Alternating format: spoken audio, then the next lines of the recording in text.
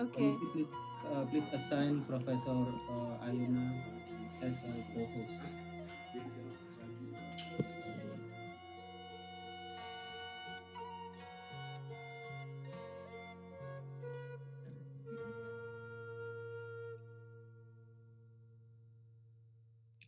We already changed the share screen settings, so maybe you could try once again. Okay, let me try. Ah, great. I can share screen. Let me just try this now. Uh, hmm.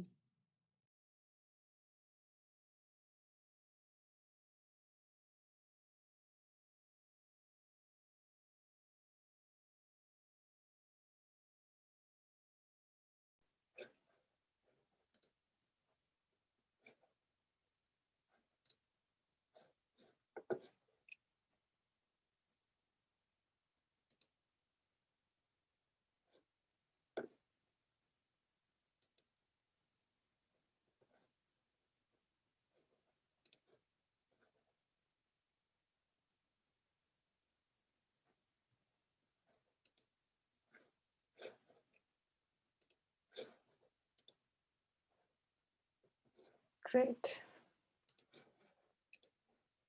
Can you see this now? Yes. Fantastic. So let me just put this on slideshow. Is that all right? Yes. We can Great. see full screen now. Great. Just let me know whenever you want me to start, and I'll do that. We will start about 5 or 10 minutes until all of the presenters come to this room.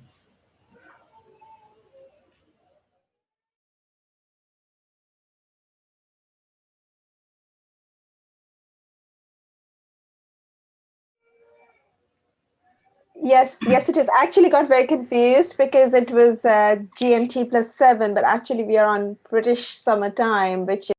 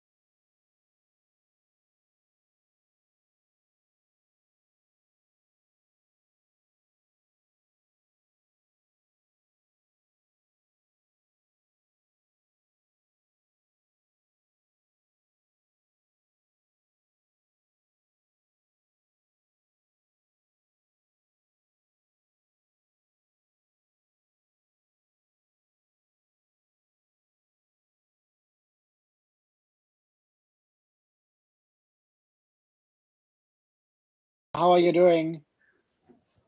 Ah, I'm fine. Hi, how are you? Good to see you here. Yes, I know. It's good to see you as well. What a Yeah, and coincidence. I know, and I think I missed your live session, but I did go back, and all this time I was listening to your recorded session on YouTube. It sounds great. Oh, is it on YouTube? I wanted to It's ask on Aswin YouTube. if where it goes because I did yeah, notice that it's recorded. yes. Yeah. I will send you the link, Professor. I Oh, forgot. yes, great. Yes, please. I just went on the main stage, and it says click on presentations. I clicked, and it says it's not online, but here's the YouTube link. So I clicked on it, and there you were in full glory, and it's great. Fantastic. It's great, I great. I can't get into this live site anymore. It says I don't have permission anymore. So Mm. I managed to get back into the Zoom. But I look forward to your talk, Iona. It's Oh already quite gosh. late here in Australia, so I'll see if I have the energy. But I'm very keen to listen to it. I've been talking to Nancy about the situation and the research she's doing in Cape Town and in South Africa. Mm. Yeah, yeah, Nancy, I and Ola, we're on another project. In fact, I'll kind of refer to it, although I'm not talking too much about that particular project. But yeah, it's been a very interesting time looking through this, and now with COVID and everything, it just feels it's so surreal because all our work has stopped, Yeah, and yeah. it's now literally rethinking what we can do and how we can restart our work once all this COVID situation slows down and goes away. But I don't think it's going to be the same ever again.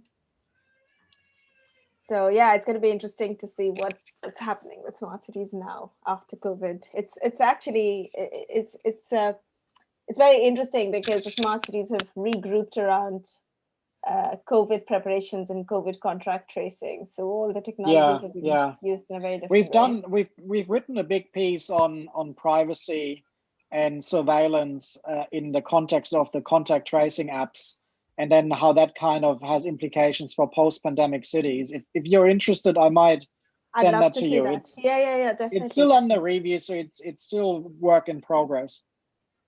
That'd be great. Yeah, I'd love to see that. All right, I won't distract you any further from the big presentation. It's fine. Look forward to it. Thank you, thank you. Hi, Iona. Good evening. Oh, good Hi. afternoon for you. I'm Widi. That's fine. Yeah. Hello, Nice Vidi. to see you. Yeah, finally we meet each other. Yeah, yeah, we do. We do.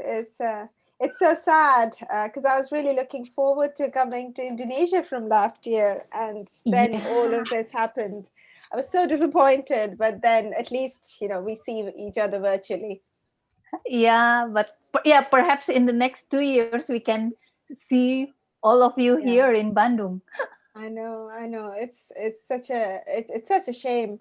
I was going to be in Hong Kong and then in Uh-huh. Myanmar and then in Indonesia all of Oh, this that's your summer. plan. That was my plan. Yeah. And it's Oh, all gone. yeah. Luckily, I was in Abu Dhabi earlier in February, and then just after I returned to the Uh-huh. UK, it all shut down. And then I was supposed to go to Hong Kong in March, and then in Myanmar in July, and then to Indonesia in Yeah, and September, and everything is like disappear. everything's everything's disappeared. It's such a shame, such a shame. And I love Yeah, yeah. traveling, so it feels like being a prisoner here all these time. But it's good that you are in a good health. Yeah, yeah, Yeah. we're Thanks God. fine. Yeah. We're fine. So far, so good. Okay, Pak Aswin, Yeah, yeah. you can have. Uh, is it already come Yeah, here? All seven of the o'clock. presenters. Okay, okay. Uh, yeah, Ayona, Professor Ayona, we will start this session. Yeah. Okay. Good evening, ladies and gentlemen. Thank you for being here again in our third session of our first day in the eighth Arte-Polis conference. I hope you all have a good break. Now we will have a very interesting session because we already have our third keynote speaker, Professor Ayona Datta from the Department of Geography, University College of London. Professor Ayona, thank you for being here. We are very grateful for you and we appreciate your participation in this conference. My name is Aswin Indra Prasta. I will be the moderator of this session. So this session will be start at 7 p.m. and approximately 1 hour and 15 minutes we will have a keynote speech from Professor Ayona Datta. That including discussion. Afterwards, we will have four presenters that already here, I think. All of the presenters will have about 2 hours or 1 hours. Yeah, 1 hours, and including discussion. Before we begin with our session, I will briefly read Professor Ayona Data bio. Professor Ayona Data is the professor from Department of Geography, University College of London, who has specialized in or research interest in post-colonial urbanism, smart cities, gender citizenship, and urban futures. Professor Data is interested now in how cities seek to transform themselves through utopian urban visions of the future and their impacts on everyday social, material, and gender geographies. Using interdisciplinary approaches from architecture, planning, feminist, and urban geography, combining qualitative digital mapping and visual research methods to examine urbanization and urban development as experiments in urban futuring. Her contributions in understanding smart cities through fieldwork received the Basque Medal from Royal Geography Society in 2019. So without further ado, I would like to invite Professor Ayona Data to present or delivering her lecture. Professor Ayona Data, the time is yours. Thank you, Eswin. Thanks for introducing me so kindly and generously. And of course, thank you, Vidyani, for organizing this fabulous conference. As I said, I was very disappointed that I couldn't come to Indonesia and meet you all. I'd always prefer a face-to-face meeting, but in that not happening, it's great to see you all virtually. And I'm really excited and really actually feel honored and privileged to be invited to a conference that is largely dedicated to design and architecture. For those of you who don't know, I started off as an architect. I practiced as an architect in London and Delhi, and I kind of left behind the design element for a very long time till I got back to rethinking about what urban transformations means. And that's the reason of that's kind of the background context of my talk today. When we started looking at the new focus on smart cities across the world, but specifically in India, it turned out being a very important space for conversation between architects, planners, policymakers, bureaucrats, and politicians, and so on and so forth.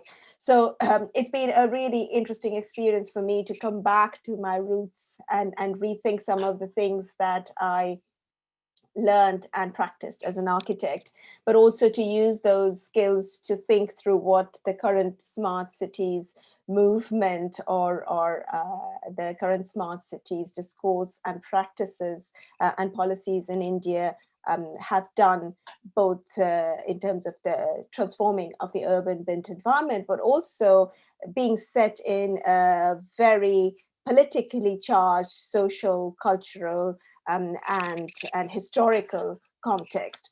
So the talk today, therefore, is very much coming together of those kinds of contexts. So I'm not just specifically focusing on the built environment, although I understand from the nature of this conference that many of you come from architecture backgrounds, but hopefully what I'm actually talking about is very much architecture and planning, because it is set within a context in which particular sets of interventions and particular kinds of knowledge about what is a good architecture, what is good planning, what is good city design, is shaped by very culturally, historically, and politically embedded genealogies of the ways that cities have emerged in India.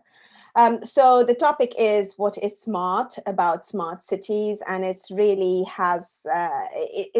been the focus of my research in the last 5 years, looking at what do we understand, what do we mean by the smartness, because smartness is itself a very subjective criteria. We all take away what we want to understand from what being smart means, and I think that is where lies the particular I would say challenge, but also the way that anything goes for presenting to be smart as a policymaker. My specific focus is looking at India's small cities. Now, I'll explain a little bit about what I mean by small cities.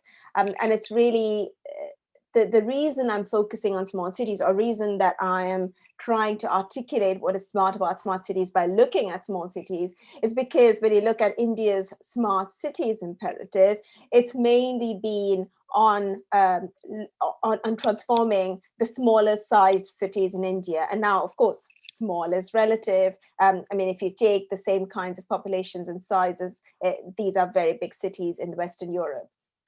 But let's begin with thinking about what does it mean to be small, and how do these small cities transform into becoming smart cities through a very top-down initiative of creating 100 smart cities in India.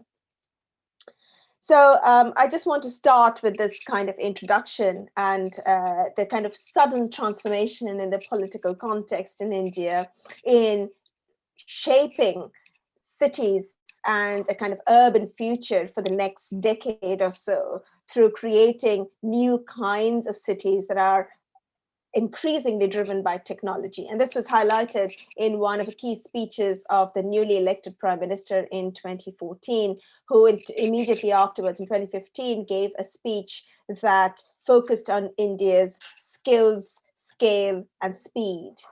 And basically what he said is that the nation needs to think big and focus on skill, scale, and speed to revive India's growth story. And so basically what that really means is that India has for a very time been been inspired by Chinese urbanization, the Chinese urban model of really fast economic growth through a focus on growing cities. So this kind of catch up that India's been trying to achieve by focusing on Chinese cities, focusing on the Chinese model and appropriating the Chinese model of urbanization in an Indian context was basically came together at that point when India decided to launch a new 100 Smart Cities program, where cities would grow and cities would lead India's economic growth through technologically driven urbanism. And it launched two programs. One was the Digital India program, where they said that they would initiate the next generation of infrastructure, which is basically mainly digital infrastructure, but also a lot of transport and kind of everyday mobility infrastructure to increase speed of access, increase speed of reaching across quite far away remote cities. And that's where the small cities comes into being, these smaller cities which were not as well connected before to larger metropolises. So Digital India program was launched not just at physical connectivity, but also digital connectivity. So giving digital access to all, even in the rural areas in India, enabling high-speed Wi-Fi connectivity, information revolution, digital literacy. So a whole host of programs around creating digital citizens. And alongside that, there was this big program, which was called the National 100 Smart Cities program, that was really about creating, initially, the program was to create new 100 smart cities, that is new cities from scratch. And of course, immediately, very soon afterwards, they realized that it's a kind of a failed economic program, because the state doesn't have that kind of economic investment to make. So then quickly it shifted to smaller cities that would be retrofitted with smart technologies. So there was the second program, and these were coming together in making up the Indian growth story that was very much following on the Chinese urban model. And the image of this lion that you see here is the third program, which was called Make in India. And Make in India program was very much about pushing forward industrial growth. So not only were people supposed to become digital citizens, not only were cities supposed to become digitally smart with smart technologies and smart mobilities and so on, but also the Make in India program was really about manufacturing, investing, attracting foreign investors to make things in India. So these three programs were kind of national scale, but they were also very closely connected to creating a particular kind of Indian narrative about the urban future. So this is where the whole kind of smart city landscape came together. And it was very much argued as a prime minister's vision of a smart vision that is taking shape. And it didn't go about it didn't go about choosing bigger metropolises, although some of the bigger metropolises are there, but it was really about distributing wealth and resources, the federal wealth and resources, in creating 100 smart cities across India. And it literally went about taking each regional state and choosing 3 or 4 cities from each regional state that would be then nominated and would enter into a national competition to bid for this federal money in order to create itself or rebrand itself through smart technologies. But what was interesting also is that these initiatives, the policy, smart city policy, suggested that the smart city in India had to be flexible. It had to be adapted and suited to the kind of Indian context of what is really needed in these cities, kind of recognizing the diversity and variability, the contextual variability in each city. So they said a smart city, what is a smart city? Is a city equipped with basic infrastructure to give decent quality of life, a clean and sustainable environment through application of some smart solutions. And the total budget allocated was this much, total number of smart cities was that much.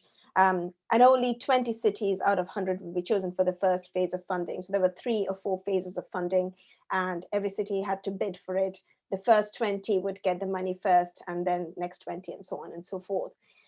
What's interesting in this definition, though, is that unlike when you compare it with the kind of global smart city policies that come from the UN or in the American context or the European UK context, it very much gives basic infrastructure a priority over smart solutions. Although smart is implicitly or even sometimes explicitly taken to mean technology, it really talks about basic infrastructure and decent quality of life. And very importantly, it says each city has to define what it considers as its own priority projects. So it led to a lot of flexibility in a way, at least on paper. It gave a lot of flexibility to these cities to define what they meant by smart, and then to go about creating its kind of smart city branding and smart city practices. Now, where I want to move away slightly from the bigger smart city literature that is very common and very popular around governance, well, digital governance, algorithms, codes, data. There's a lot written about there. But I think a lot of that also comes from very kind of Western context, research done in a very Western context. If you actually look at the Indian Smart Cities program, as I said, out of the 100 smart cities, about 68 smart cities that were nominated were small and medium-sized cities. These weren't large cities. And there's a reason for that. And this is something that we need to take into account of when we kind of immediately start critiquing and talking about smart cities as technologically driven, algorithmic governance, and so on and so forth. A bit of that is happening, definitely. But I think the key smart city initiative was really about making these small cities global and putting them on the map, a global map, by branding them or transforming them into smart cities. The reason behind that was it's always been in the Indian context discussed that India's urbanization, if you actually look at the way cities are growing and how land use is transforming, how population and migration is moving into cities is the smaller and medium-sized cities that have experienced rapid urbanization. The bigger metropolises, Calcutta, Mumbai, Delhi, these are actually slowing down in their growth. It's the peripheries of these bigger cities, the smaller towns that are in the peripheries, the medium-sized cities that are connecting a wider kind of rural areas that are becoming very, very important as sites of rapid urbanization. And at the point that we were looking at it, there were 63 cities that had already got the funding out of that. 27 of the current smart city proposals were in what was called India's Z cities. So the cities are tiered as X, Y, and Z. X are the biggest ones, and the Z ones are the smallest ones, which have less than 1 million population. And another 30 were in Y cities, that was between 1 and 3 million population. So the sustainability of these highly centralized smart city technologies, which were mainly imported from IBM or Cisco and so on, the sustainability of these kind of highly centralized smart city technologies and infrastructures of the governance being implanted into these smaller cities that have been historically struggling with underinvestment and underdevelopment and kind of lack of infrastructure, resources, but also very importantly, data scarcity is something which is a really huge challenge in the context of creating these 100 smart cities. They have broken, they have incomplete, they have improvised infrastructures, and they've been struggling and surviving with that, with very frugal infrastructures, but also very limited governance possibilities. So it's not like creating London into a smart city or even creating Delhi into a smart city. It's really small cities that are mainly rural centers of economics and prosperity that have been suddenly thrown into this policy. So how do we think about this kind of moment when suddenly small cities become the site and focus of being smart and being thrown into the world stage to fight their way around and create a space for investors to take notice, first of all, that these are places that they should invest and not in Delhi or Mumbai. But also then how do they cope with that challenge of investment and delivering on the demands and aspirations that both their citizens, but also the municipality and the federal state have of them. So just to think about this kind of really crucial moment in which small cities suddenly are thrown into this challenge, we need to then think about understanding the idea of smallness. So what is smallness in urban theory? How can we understand this notion of smallness within this whole literature of smart cities and post-colonial urbanism? And of course, I mean, what I've already said is that post-colonial urban theory continues to focus on megacities of the global south. There's a continual focus on Mumbai, on Johannesburg, on Rio, sometimes in Medellin, but also there is a focus on these big, large global cities. And there's an inordinate amount of attention and an inordinate amount of research being done on these bigger globalizing cities, but very little understanding or even awareness of these smaller places that exist that are so important in kind of local, regional context, but not necessarily globally well known. And this is what Barbara Harris-White, a well-known anthropologist and development scholar, who has called these cities Middle India. So these are Middle India, which she says falls between the cracks of macroeconomic analysis, sectoral research, and micro-level ethnography. So even when we do ethnography, we often go into Mumbai slums.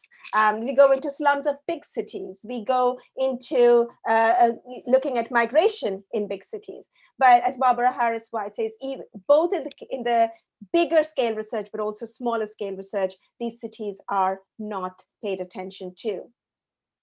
And so far as these cities have also been announced as being failures. So Sharma and Sandhu, who wrote this book specifically on small cities, said they are characterized by weak democratic institutions, poor urban infrastructures, and with no future.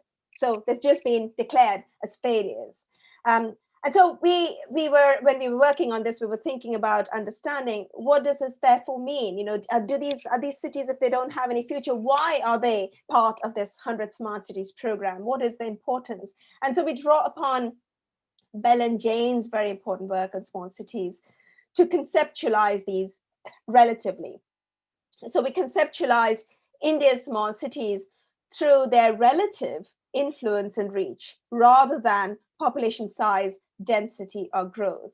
And if you actually think about their relative influence and reach, they have huge influence in their regional context, but actually as part of the 100 Smart Cities program, they now have influence and reach in a wider global context. But they also, as René Véran said in his research in smaller cities, they face a triple challenge. They face a triple challenge of urbanization, of development, high development, but also high underdevelopment, in the sense that the increasing disparities in these cities are unbelievable, and sometimes even higher than you see in bigger metropolises.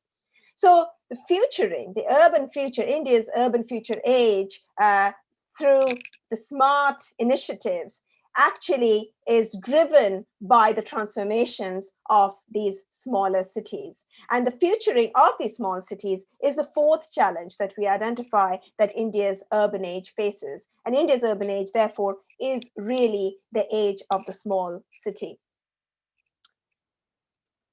So I'm not going to look at all of these methodologies, but I just wanted to give you an idea of the number of ways that we have been investigating these ideas and theories. So one, of course, we've been doing a number of interviews with a range of stakeholders in government, amongst professionals, amongst third sector, ordinary citizens, and so on. But we've also been using GIS mapping, mainly to map a historiography of urban transformations. And one of the key reasons for that is often we present these things as first time, unprecedented. I mean, we hear the word very much in the COVID context, everything is unprecedented, but actually these have a very continued historical genealogy. The smart cities didn't just come suddenly into India. India, since the 1990s, has an established e-governance program through which the entire municipal digitalization has already been undertaken. The smart cities is just the next stage in which infrastructure is also about being digitized. The third methodology that we used was a software that, an app that we developed with another software engineer, which was called Map My Assets, in which we actually downloaded this map into, it can work in a basic phone, into the phones of our participants. And we asked them to walk around the city and map the tangible and intangible assets that they identify with in their particular cities. And these were participatory, these were geolocated mapping, and they told us a very different story of the kind of assets that the city itself identifies, the municipality, the government identifies as an asset. And those participatory bottom-up mapping of the assets highlighted how the city is understood, but also how the city's future is imagined very differently by its citizens. Alongside this, we've been doing a number of community asset mapping where we bring together stakeholders on a table and we map assets together while discussions. So this is more participatory mapping in a group. And then, of course, we've been doing a number of stakeholder workshops with these stakeholders that we've been talking to in these particular cities. And these are just the number of researchers and co-investigators I have across the 3 projects that we're working on right now. And I just wanted to put this up to thank them because, none of this research would be possible unless we had been collaborating on these different projects together and working together, collecting data. So the case studies, at the moment we are working on about 7 smaller cities in India, and these are on 3 different projects. So you have Bhubaneshwar, Chandigarh, Navi Mumbai. Bhubaneshwar was one of the first smart cities identified. It's been identified as a success. But as you can see from the population and the areas, these are in a Western context, they'd be understood as pretty large cities. And then in another project, we're looking at Nashik, Varanasi, and Shimla. And in the third project, we're also looking at Jalandhar. And they all come with different kinds of challenges. And I just highlight a couple of them just to give you the breadth of the challenges that we're dealing with and how different each city is. Bhubaneshwar is in the eastern part of India. It's very close to the Bay of Bengal. And the main challenge is it's a tourist town. It's also a kind of a religious tourist town. So it has this challenge of accommodating rapidly rising population and industries. But at the same time, it's a tourist base. It's got a huge amount of cultural heritage in its built environment, which is rapidly being destroyed and demolished to make way for particular smart city programs. It's got a small area called an ABD, the area-based development, and it's really 4 square kilometers of area that is supposed to be fully refurbished, particularly that has kind of plans for rebuilding new structures. But that is got 90% of the total investment on smart cities in the city. And so you can see already, just in terms of financial investment, how uneven it is.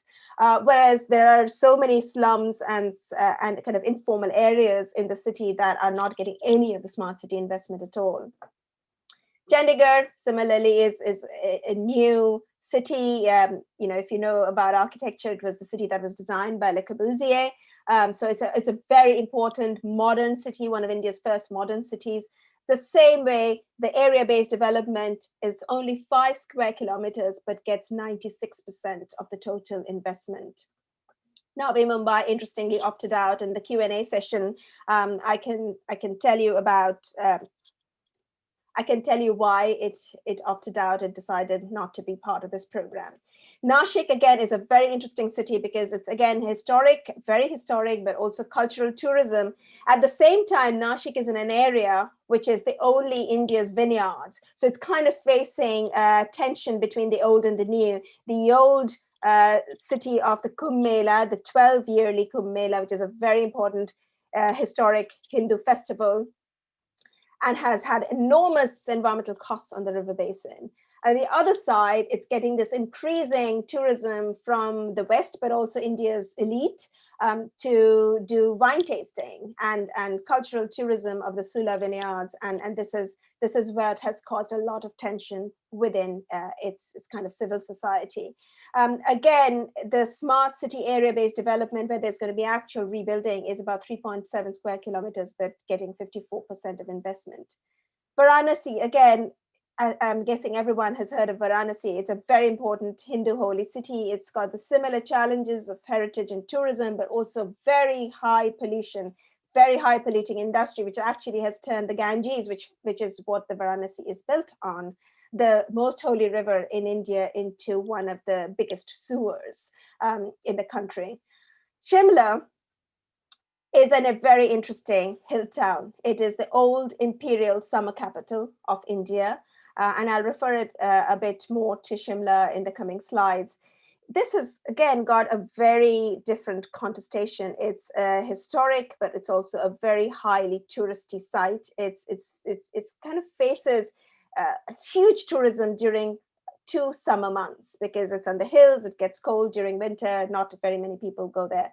But also it's facing huge amount of environmental degradation because of that, huge environmental costs of overdevelopment, huge challenges with accommodating and catering to migrant labor. It's got even smaller area-based development, 1 square kilometer, which is getting 92% of the total investment. And Jalandhar as well. And I'm not going to take you through Jalandhar. I mean, it's got very similar problems and challenges with manufacturing industries and large-scale emigration. On the other hand, most people in and around Jalandhar leave. They want to go to the West. They want to go to Indonesia, Malaysia, Singapore. They just leave because there are no jobs around. And that's also got its own challenges. So these are the 3 research projects that are funded by different funding councils, and that's what I've been working on. But one of the key aspects of these 3 research projects is also addressing the SDGs, the Sustainable Development Goals, and we're working with 2 sustainable development goals. Number 1, no poverty, and number 11, of course, that's the most relevant, that is sustainable cities and communities.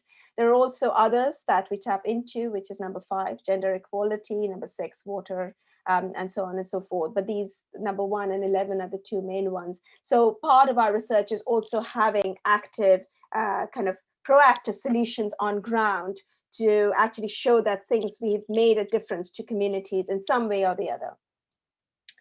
So I want to kind of round off this conversation about what is smallness in the context of smart cities through 3 propositions. And these 3 propositions are things that we are identifying at this point from most of the research that's been done in these number of cities that I talked about just now. And the 3 propositions are about, one is about speed, one is about scale, and the third is about size. And these are the 3 particular features of the Indian smart city when you see it from the rapid transformations of these small cities that have suddenly been put on the world stage of smart cities. So let's start with the first one, speed. Now, speed has been a defining feature of India's urbanization. And as I said, rapid urbanization is something that's seen consistently to be a problem amongst all of India's policymakers. And why? Because obviously they argue that rapid urbanization is unplanned, it's unmanaged, it's inefficient, it does not enable proper accounting and proper tax base and revenue. And obviously the state wants an income out of this. So speed has been a kind of a backbone of India's urbanization as a problem, but also it's been presented as a solution. So if we digitize urbanization, if we automate urbanization and create a kind of accountability system of understanding urbanization by digitizing and seeing it happen in our screens, in our smartphones, then somehow we are able to manage it more efficiently. So India's urbanization policies or smart cities policies have been focused on making things faster. And there's a lot of rhetoric you will see when you read the policies. There's a lot of rhetoric around leapfrogging, jump starting, fast forwarding. So these are all things that has been used. These are all rhetorics that's been used time and time again to say we need to jump forward because we've been left behind for a very long time, but we need to jump forward efficiently using technology as a way to map it. So one of the key things has been fast cities, creating cities really fast. And that's the backbone against which the 100 Smart Cities policy was even presented. The idea was that we would create 100 smart cities built from scratch really quickly in 5 years.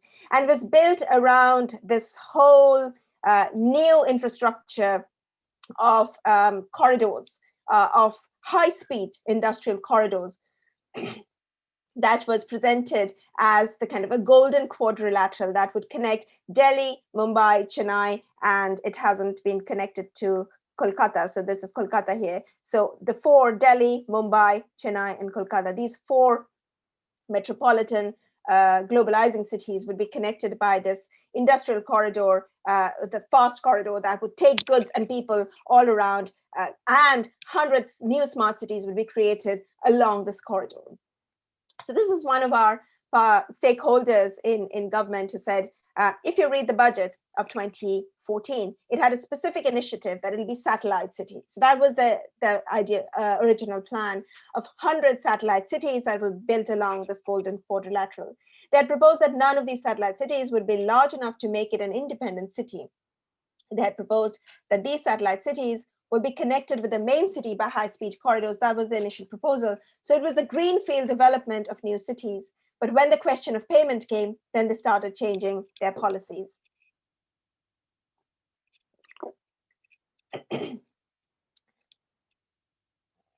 So the other aspect of this smart city or the fast city initiative is the idea of the fast-tracked citizen.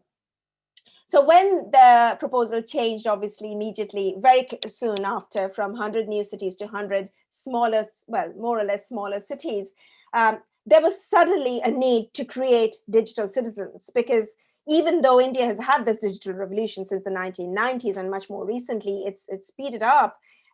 large parts of Indian citizens do not even have access to a mobile phone. So one of the important things about creating smart cities was that to show that there's been citizen consultations that has been happening continuously.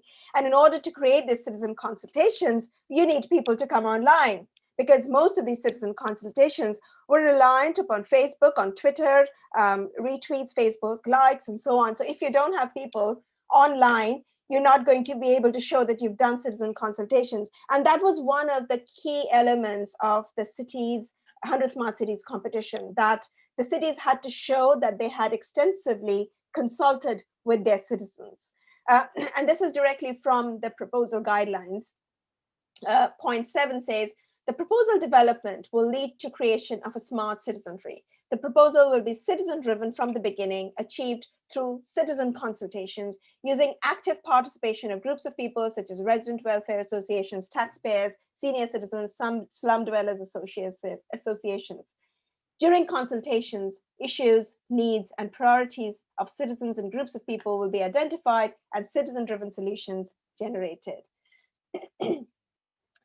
And you see here one of the infographics that they created about how much citizen consultations happened, what extensive happened. So you have these many number of total comments, these many discussions, these many polls, these many talks, 70 blogs, 58 smart city proposal, 98 cities. So it was able to calculate and account for all of these engagements, but obviously these are very low level engagements.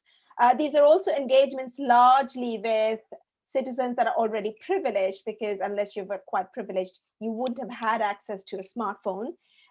And even if you do have access to a smartphone, you need to be digitally literate in order to get online and make comments or do likes.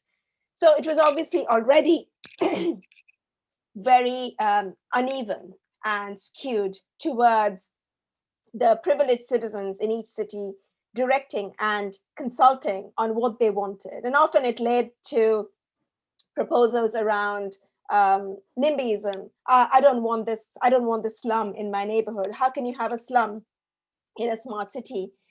And often what that would lead to would cities, there were instances of cities starting slum demolitions the moment they were nominated to be a smart city, because obviously you can't have a slum in this kind of political charge context to have a slum as part of a smart city. But this was also creating unevenness between cities, like this particular quote from an engineer in Nashik municipality. It says, before the expressway to Pune was constructed, Pune is a city that is very close to Mumbai, and that's quite a kind of expanding and important city now. Before the expressway to Pune was constructed, at that time, Nashik and Pune were quite at par. Though population-wide, Pune was still ahead of us, but per capita income, facilities, we were quite at par. After the expressway was constructed, the development of Pune is exponentially at a very large scale, high pace, and Nashik, we remained in the cocoon till this date. We lost an entire century of development. And so when you look at Nashik entering the smart city scene, this is an image of Nashik's kind of riverside. And this is the riverside that is the Godavari River, and it's supposed to be a holy river. So you have to, if you come to Nashik, you have to take a dip in this river, but it's really very highly polluted. And this is where you have the 12-year Kumbh Mela, the 12-year festival that is a very important event in the history of the city. And so when the smart city proposal, Nashik, was nominated, Nashik just welcomed it with open arms, because here was an opportunity for Nashik to suddenly leapfrog over these entire century of underdevelopment and get at par with Pune. But obviously it's been really slow, and it's not easy to leapfrog in the same way as it's been presented to them as technology being able to leapfrog them across this entire timeline that they have lost. This is Shimla. Shimla is a, like I said, a very interesting city in the hillside, and it's one of the few hill stations. It's in the Himalayas, it's up in the north. It's the imperial British summer capital. It was the British summer capital. And for centuries, it's been like this. I mean, this image that you see is, the reason is that impossible to transport goods right up in the hillside, right to the top, to the hills, without the help of these laborers. And these are all migrant laborers who carry up to 1 ton of weight on their back and slowly transfer materials and goods and everything that the city needs up the hills to above. So the cars can only reach till a certain point. And when Shimla embraced the smart city, the kind of technologies and kinds of interventions that it wanted was really large scale changes, because the city that was right at the top of the hill did not really want to see the slopes where these migrant laborers lived, where people who serviced the city lived. So the city was imagined by the British, but even afterwards, as a city that is really the ridge, the top of the hill, where you see the church, you see the Mall Road, you see the important buildings which the British built. But all along the side of the slopes, along the slippery slopes with full of landslides, you have the slow contoured lives of the people who live, and they survive by doing this kind of manual labor on a daily basis. And so one of the Shimla's ABD, area-based development, was this bazaar, the lower bazaar, which is actually not the main imperial bazaar. Excuse me. It is in the Mall Road. It's at a lower slope, but the lower bazaar is the bazaar of the people. It's where the ordinary citizens live and shop and buy groceries and food and everyday things. But this was the site that was the smart cities area-based development proposal. The lower bazaar was going to be totally demolished, and a new smart city with new fancy buildings and new kinds of facilities was proposed to be built in the lower bazaar. So this is one of the narratives, again, where this one of the stakeholders says, this lower bazaar is the area where municipal corporation is the largest landlord. So we thought that minimal hurdle will take place with the land and all that stuff. And in India, if you know how Indian system works, the first hurdle is the land. How do you get the land to create new buildings? How do you get the land to have new kinds of urban transformations? So if the municipal corporation is the largest landholder, it immediately is able to get that land off the hands of these people. They don't need to go through a consultation process. So we thought that minimum hurdle would take place with the land and all that stuff. We have the sabzi mandi, that is the vegetable market, the anaj mandi, the grain market. That's all our property, municipal corporation's property, and actually it requires a facelift. Lower Bazaar, which actually requires redevelopment, but this also happens to be the core area. So now there's a complete ban from the NGT, which means your entire smart city has gone to zero. The NGT is the National Green Tribunal.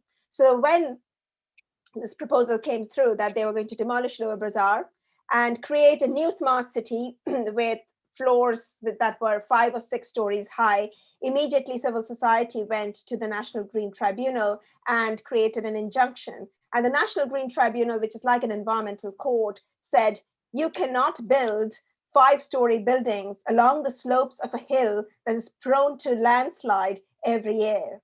And every year people lose their lives because their houses collapse down the hill the moment there is monsoons. So the National Green Tribunal put an injunction on the proposal, and that's why the stakeholder says it means your entire smart city has gone to zero.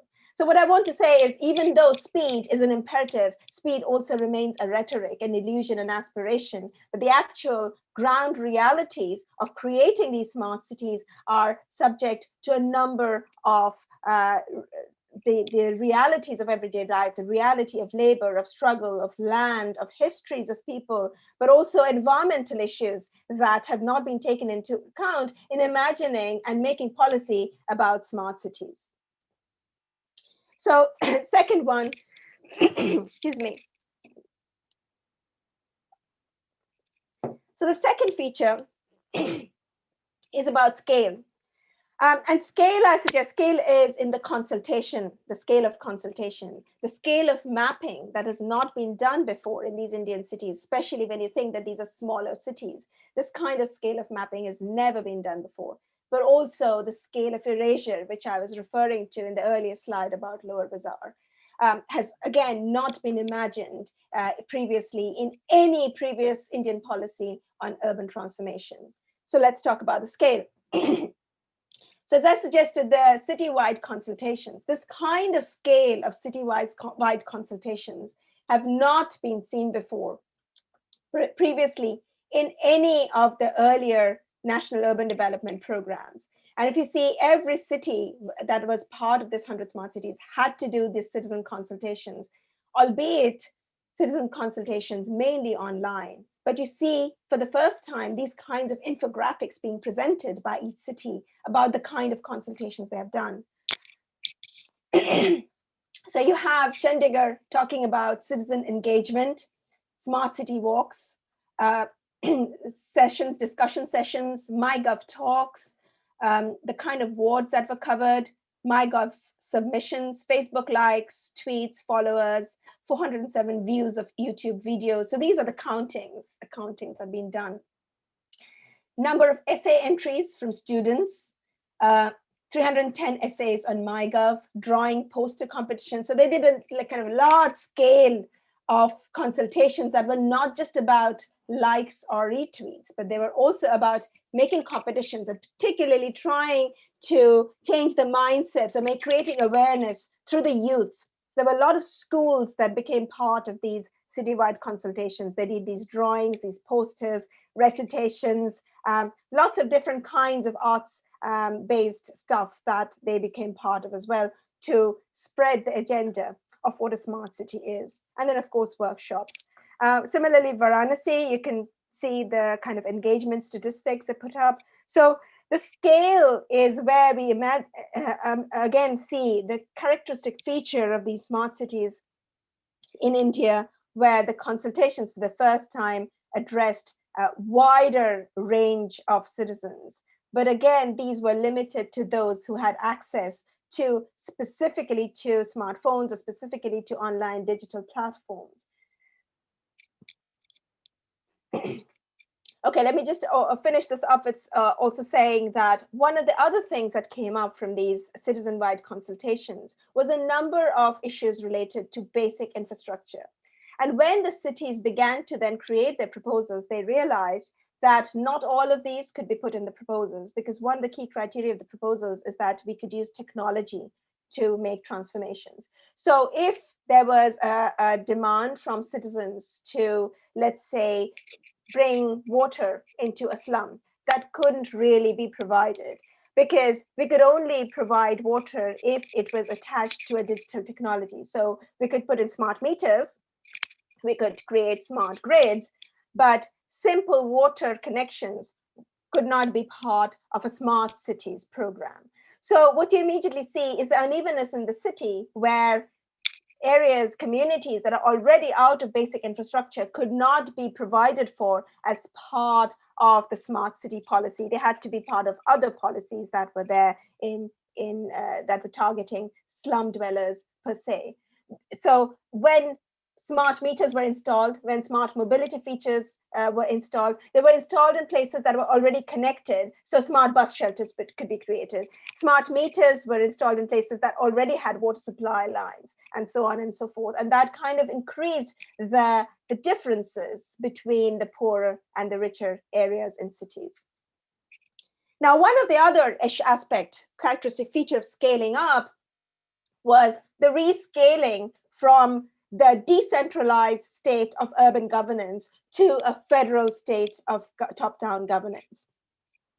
What I mean by that is since 1992, Indian Constitution was reframed to give greater powers to cities. So they created these urban local bodies, ULBs as they're called, and this was part of the 74th Constitutional Amendment, which devolved power from the federal to the regional state to the urban local bodies. And for a long time, urban local bodies were in charge of their budgets. They could elect mayors, they could elect local representatives, they could take decisions on the kinds of things that would happen in their city and how the elected representatives would cater to the population, to the citizens that actually elected them and put them in the urban government.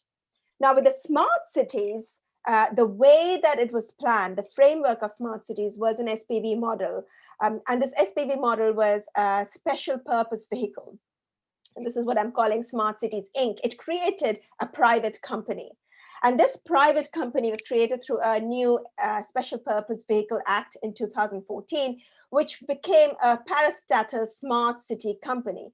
This smart city company would then control the city budget and would not be answerable to the city or its mayor or its elected representatives. The CEO of the smart city company would be answerable to the federal state, and the federal state would tell the CEO and consult with the CEO in terms of how the smart city budget that included the urban local bodies budget, how that would be dispersed and what kinds of projects would actually be done in the city. And this created a lot of disgruntled elected councillors because they had promised their citizens something before getting elected. And that's why, if you remember in one of my earlier slides, I was talking about Navi Mumbai opting out. Navi Mumbai said, we don't want to be part of this because we have enough budget for us to do our interventions ourselves. We don't need the federal money in order to give away our rights to a smart city company CEO that is appointed by the federal state and who controls our municipal budgets. So very few cities actually opted out, but Navi Mumbai was one of them. So if you see this diagram here, it inserts the special purpose vehicle before the urban local body. And what is interesting is that the CEO, that is the CEO of the smart city company, cannot be removed by the city, cannot be removed by the urban local body. They have to serve a 3-year period, and after that they're removed. They can be removed only by the federal state. So here we see a rescaling of governance from decentralized urban local bodies to centralized federal top-down vision of how the small city would become a smart city. And in that sense, actually, it's an empty rhetoric of flexibility because the top-down vision becomes quite universal, becomes quite standardized, and expects very similar things from all of the cities. And then you have the scale of mapping. And this is for the first time, you see these smaller cities being mapped in this way, kind of extensive GIS maps, which they never had before. They never had this kind of information about their own infrastructure, about their own property, about their own taxes, about their own citizens. And so this is a narrative with a GIS consultant in the Jalandhar municipality. And this is a GIS map where all the underground infrastructure has been mapped. So he says the most ambitious smart city project in Jalandhar is the utility mapping through ground penetration radar. It is a method through which we're able to scan the utilities up to 5 meters underground, depending on the construction material used. The expert then interpret the image and identify what kinds of utilities are present, like water, sewer, gas, internet cable, etc. Right now, the project is on hold because the client is not assured of 100% accuracy of data, but we can assure up to 95% accuracy. And so again, you see the kind of the fault line in the smart city narrative of the scale, of the speed, all of that often turns out to be empty rhetoric because the narrative is always that technology will resolve, will be accurate, will manage, will be efficient. And you see time and time again that even with the technology, they can't really rely on 100% accuracy. Now, the scale also goes to erasure. And this is Shimla again. Remember, I was showing you Shimla, the imperial historic British summer capital, which is now this historic hill town with a lot of tourists that come in over the summer. And this is the hill slope. As you can see, the hill slope has been talked about as a slum over and over again in policy literature. It's not considered as a bona fide part of the imperial city. And so many of our conversations with architects and the planners, and in terms of where this smart city proposal from Shimla came about, where they decided to demolish the entire hill slope to create a new smart city came about, we kept hearing this rhetoric of a clean slate. Starting with a clean slate. We have to start with a clean slate because this is out of control. This is totally unplanned. We need to get rid of this area because it doesn't match with the ridge, with this beautiful British structures that are there at the top of the hill. So Shimla's Lower Bazaar, this is the image of Shimla's Lower Bazaar, is the site of the new smart city area-based development. As I said, totally to be demolished, starting with the clean slates. And the architects who came from the plains, who had never really been or planned or designed anything in hill towns before, and this is high slopes, they come to Shimla, they get very nervous about these hill slopes, and they say they have a nirvana moment where they realize that this cannot continue, this is not sustainable, all of these structures can collapse at any time if there's an earthquake or a landslide, and so all of this has to be removed. This goes through a peer review process, and the peers agree, the other architects and planners agree that this is not sustainable, this cannot remain. And so extensive erasures are planned till the National Green Tribunal has said, well, you can't do this. You need to have extensive assessment of what will happen if you remove this from the hillside. First of all, the demolition, but also if you build 5 or 6 story structures in an earthquake zone. So this is the plan for Shimla's smart city after demolishing Lower Bazaar. As you can see, it's a kind of a very gentrified plan of creating public market, fresh food, vegetable market in a very neat and tidy and orderly fashion, with escalators in between each step of the hillside in order to increase mobility between the top of the hill and the bottom along the slopes. Another extensive erasure, this is Varanasi. The Varanasi, as I said, is the very historic site. It's a Hindu holy site. It's by the river Ganges. And again, this is the Varanasi Kashi Vishwanath corridor. And the really idea was about creating speed for tourists to access the main site, the main spiritual site inside the old city. And so what did they do? They demolished a whole corridor from the river to the inside of the city. So this is about 3,000 years of built heritage that was demolished, as you can see this image here, that was demolished just to create a corridor so that the tourists can go from the river to the main spiritual site. And this is what it looks like. And it cost in rupees 600 crore, officially started in March 2018. It demolished 45,000 square feet around the temple to create 50 feet wide tourist pathways. Demolition of 250 historic buildings up to 300 years old, including a very old Carmichael library, which had all the old documents of the kind of the 16th, 17th century city. And this corridor just is a straight line from the river to the temple, as I said. Finally, I know I'm running out of time. Do I have 5 minutes? Can I continue? Yes, please continue. So just 5 minutes, hopefully. So this is the last feature. So we talked about speed, we've talked about scale. Now this is about size, which comes down to the question of smallness. So smallness is another feature of these cities, and the size specifically is a feature because our stakeholders, but both our civil society participants and the citizens argue that the size of these small cities creates particular challenges to skills, capacity, and assets. What that means is that when you begin to think about transforming these cities, you immediately need kind of professional capital. You need people to come in and do things that are done in a proper way so that you don't have to import professionals like, in the Shimla's context, professionals, architects who come from the plains and really have never designed structures along the hill slopes.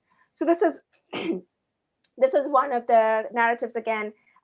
One of the stakeholders says, it is much easier for a small city to become a smart city than a big city, because big cities have bigger problems. Smaller cities have smaller problems. Plus the smaller population. See, always less number of people is more easy to control. So smaller cities are in a better position to become smart cities. If any, Nashik SPV, that is the special purpose vehicle, the Nashik Smart City Company, if any, Nashik SPV, all the stakeholders, the corporation and state government are really keen in transforming Nashik into a smart city. 10 years is the maximum time, which is required, maximum time. We are not, nobody should think about developing like Shanghai did. China dismantled the entire old Shanghai and constructed a new one. It's not required. But in order to educate the people, in order to implement this, 10 years is the maximum timeline which is required for transformation. So again, this is Nashik by the side of the Godavari River. And you see these really old structures, which are kind of heritage structures. The idea is that this will go. and new modern buildings will come up and create a new kind of smart city in the next 10 years. Another one about Jalandhar. So Jalandhar, as I said earlier, is a city that is uniquely characterized by emigration, people leaving. It's got a high aging population, but all the youth, they just want to leave. There's no prospects, they argue, for themselves in terms of job. So Jalandhar, one of the residents says, of course, the smaller the city, the better you can plan. That's anywhere a fact. The smaller the thing, the better you can build it. So yeah, because of the size and people, the other thing is that people who give feedback are generally NRIs, non-resident Indians. So these are the Indians who have left, live abroad. You have NRI culture. People come from outside, so they know and are aware of these technologies. So the adaptability of the technology would be better in the city. That would be my assumption, because I have a lot of NRI crowd there. And that again is interesting because they seem to understand smart as something that is quite kind of imported from abroad. So because this local population have lived abroad, they will know what is required in order to create a smart city in a place like Jalandhar. And then you have a stakeholder in Shimla saying, we need to start from small things. Let's not start with this large-scale erasure of Lower Bazaar. So here we're looking up the hill slope, up towards the imperial city. So this is actually a notified slum area. And for a very long time, even during the British period, from around 1890, this has been kind of notified as a slum improvement area. So even the British wanted to demolish and transform this, and it didn't happen. And since then, there have been several programs trying to remove the slum. And so one of the stakeholders says, I personally think we should start with small things. Let's put all the wires underground, remove all the water pipes, which are in a haphazard manner. So at least people will think there's been some change. Then beautification. We told one part, do something. When small things change, people will start thinking what we want to do better. And then finally, this is where you start seeing the challenge of skills and capacity, because that's when people start saying, well, because we are a small city, we don't have the skills and capacity to actually do things ourselves. And that's why we have to rely on people coming from Delhi or Mumbai or even abroad in order to deliver the kinds of things that the smart city demands of us. And one of the most important things for a smart city is the ICCC, is the Integrated Command and Control Center. So this is one of the images of one of the ICCCs that we went into. And you realize that it is really struggling, both in terms of the technology, but also the infrastructure, because in order to create a command and control center, first you have to have extensive infrastructure across the city. That's also connected to the technology and the software that then beams it back into these command and control centers. And all of that requires skills and capacity. So this IT consultant in Jalandhar, he says, when it comes to physical infrastructure, improvement of roads, a junction or anything, if you don't empower or if you don't build the capacity in the corporation, it's impossible.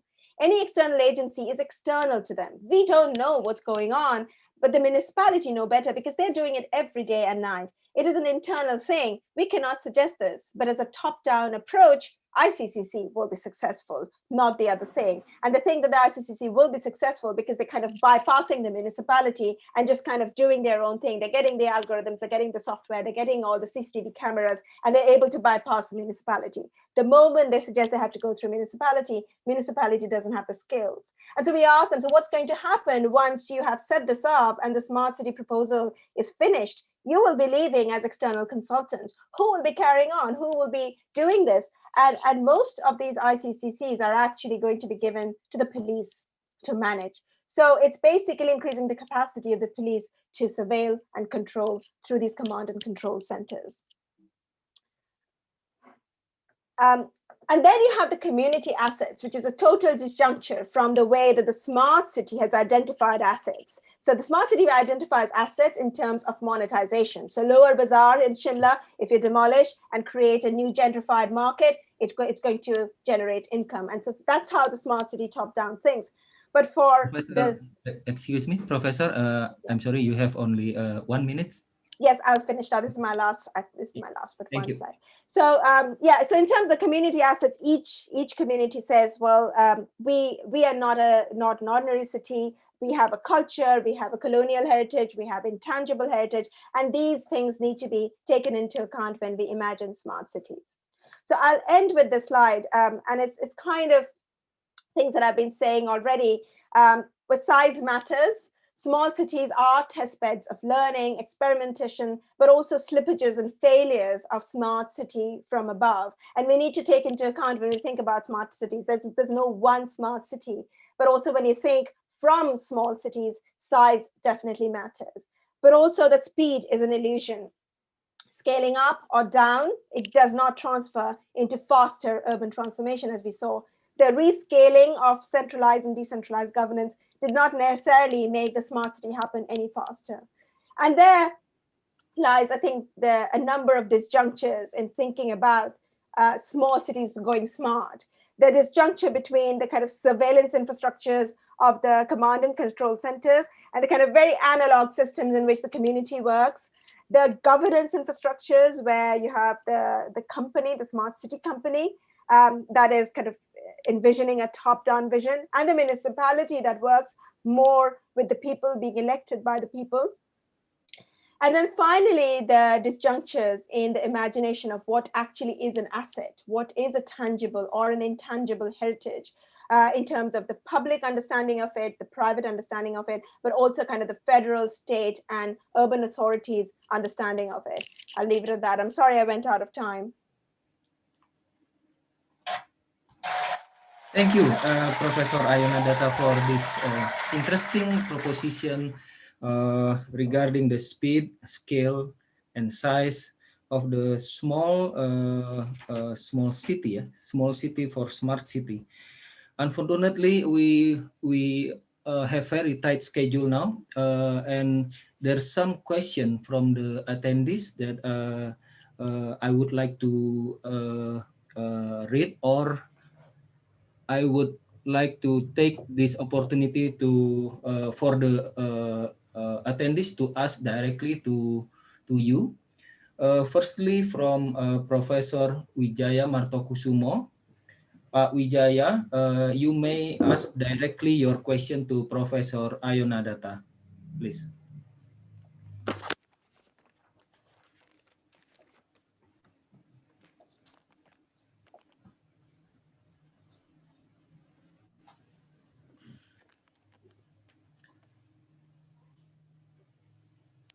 Maybe you are in still in mute mode. Yes. Yeah, Pak Ajun, okay. Sorry, I couldn't hear your voice.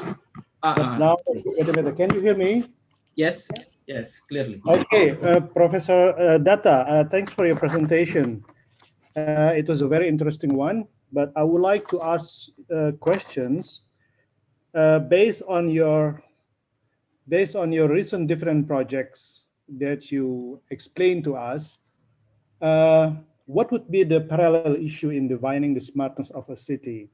So I just experienced in your last slide that it means to me that the size does really matter. So what do you think? Thank you. Yeah. Okay, please, Professor Datta. Should I answer that? Okay. Yeah. Yeah, exactly. Size does really matter. But also, I think what's interesting is, I mean, I didn't go into that. What's really interesting is that smartness is also defined very differently by different people that we talk to. And there is really no, first of all, there's really no clear definition, but also, first of all, second of all, there's no clear understanding of what smart city is. And even within the stakeholders in government, if you talk to the municipal commissioner, he has a different definition. If you talk to the consultant, they have a different definition. If you talk to elected councillors, they have a different definition. And so this was one of the, one of the disjunctures that it was suddenly on municipal governments to turn into a smart city, and they'd never heard that word before. So they said in the early stages, many of them said, we're already smart, we don't need to become smart.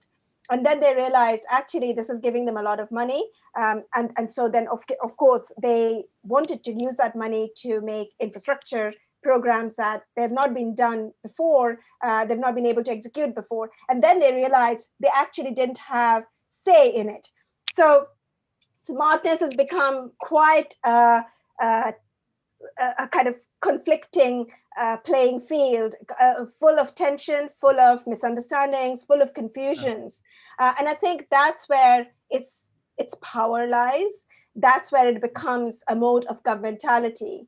The way of governing through confusion, the way of governing through illegibility is, I think, key here to understand. And so every city thinks about itself as smart in a different way. When you talk to the citizens, when you talk to civil society, they say we're already smart. If you are living on a daily basis, on a daily income, on very low income, and being able to educate your children, I heard, somebody said to me, I am smart already, that I live with these frugal livelihoods and I'm able to educate my children in order they might have a future. So it's very, very confusing at the moment to everyone. But I think the confusion exists for a reason.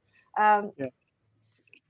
Don't know if that answers your question, but that's how I see it. Okay. Thank you so much. Thank you, Professor Data, and I hope that that answer your question, Professor Wijaya. Now, I'm trying to follow our tight schedule, although there is some interesting question.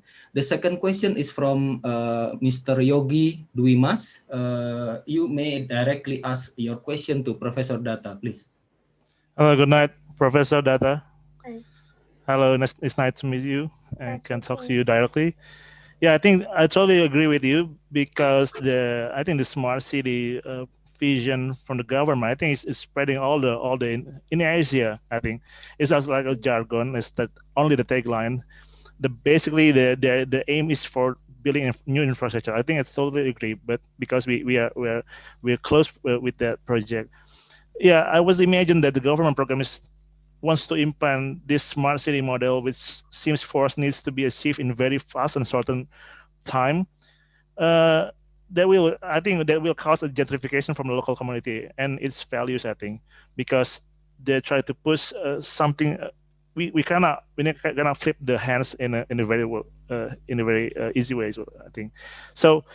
Whether the government realizes this issue regarding the gentrification, I think if the new infrastructure came into the city and then the land value is uplift, and then most of the people can afford to live in that city, I think. And is there any strategies from the government to avoid these things to happen? And what is the KPI to measure this? I think to see the gap between. Yeah. Thank you. That's a very good question. I think, I mean, I can give a very long answer, but in short, yes, it is leading to a lot of gentrification. It is leading to a lot of erasure of lives and livelihoods. And I just saw another question lower down about the pandemic. I think it's again increased in the context of the pandemic. You actually see how uneven this whole smart city strategy has been, and how it has actually supported increased surveillance. So there is the whole discussion to be had on that, particularly because the smart city policy as it's implemented in India has a specific element of it, which is the ABD. Like I said earlier, it's the area-based development. And it's these area-based development that have become the sites of more contestations, because often the area-based developments are targeted at areas that have been classified for a very long time as under observation or under erasure, or should be evicted, like the Lower Bazaar, for example. There's been for a very long time classified as a slum, and this policy has enabled the municipal corporations, but also the smart city company, to execute projects that had been in the pipeline for a very long time through the smart city rhetoric and practice. Now the KPI. Now there's just so many aspects of that. There are independent assessments, there are consultants, there is civil society. There's been a lot of litigation, and the Shimla case is just one of them. So at the moment, the smart city policy is kind of in limbo because of the pandemic, but also because it's really not happened in the same way across all 100 cities. It's really, really behind in most of the cities. So the strategies, I think at the moment, what's happening is a couple or two or three, I'd say, of the first of the 100 smart cities that began their proposals have been highlighted and have got a lot of awards and really been talked about. With the other cities, most of these have turned into really infrastructure projects. Like, for example, in Nashik, there was this big smart road project in which they demolished an old road and started creating, repaving a road that had been paved 2 years ago already. And the idea was that it would have public Wi-Fi. And you have the new road now, it still doesn't have public Wi-Fi because it's much more complicated to do. So I think that's what's happened now because of the way that things have panned out. A lot of the older infrastructure, digitally led infrastructure programs have just become infrastructure programs. And then the pandemic, what it has done is enable these ICCCs. And I don't know if you followed it recently in the Indian kind of landscape. The ICCCs, the Integrated Command and Control Centers, have been renamed as COVID war rooms. They've become war rooms to contact trace on COVID, but also because of the CCTV cameras, they can actually see who's following social distancing or not in cities that's been installed. So yeah, lots of things have been happening, but I won't go on too much on that. Okay, thank you, Professor. Thank you, Professor Data. So we do have for only one quick question and hopefully quick answer from Professor Marcus Forth, who will ask a quick question for Professor Data. Please, Professor. Thank you so much, Aswin. I wanted to ask you about informality. You mentioned the term a couple of times, and with other colleagues and also with Nancy, we've been looking at that in the South African context, for instance, because taking the marketing ploy and the commercial interpretation of smart aside, there's actually a lot of kind of smarter, if you'd like, cleverness in the way that the local people organize themselves informally. And so we've also been applying this in Australia to the indigenous population and the way that they've been looking after the country in this sense of stewardship. And I'm wondering what your experience are in the Indian context, where once you actually take away all this commercial smart city layer, there is actually a lot of, like, I'm thinking of one example that I've come across a while ago, I don't know how to pronounce it. Is it the Dabbawalas? Dabbawala, yeah. That local delivery system. That's just so fascinating. Yeah. How can we learn from, and how do we bestow merit in informality? Because a lot of the time it's always about formalizing things and getting rid of these structures when there is so much smartness in the way people are going about things. Yeah, great question. And that's one of our project aims, the one we're working on with Nancy. See, the smart city, as it came into India, the word smart was not there at all in any kind of stakeholder or citizen landscape. So, I mean, the way I understand it, the smart is really kind of a policy top-down driven narrative. When these kinds of citizen-led initiatives happen, and Dabbawala is a really great example, but there's just so many in which acts of solidarity, acts of collective activism, collective mobilization, advocacy has always been happening. There's just so many of them, but they never really said that they were smart. They were just doing this. And a lot of times earlier, these things would be called jugaad. So this was the jugaad economy, and jugaad is a very kind of culturally embedded word in India, and anthropologists like to use it as well in their examination.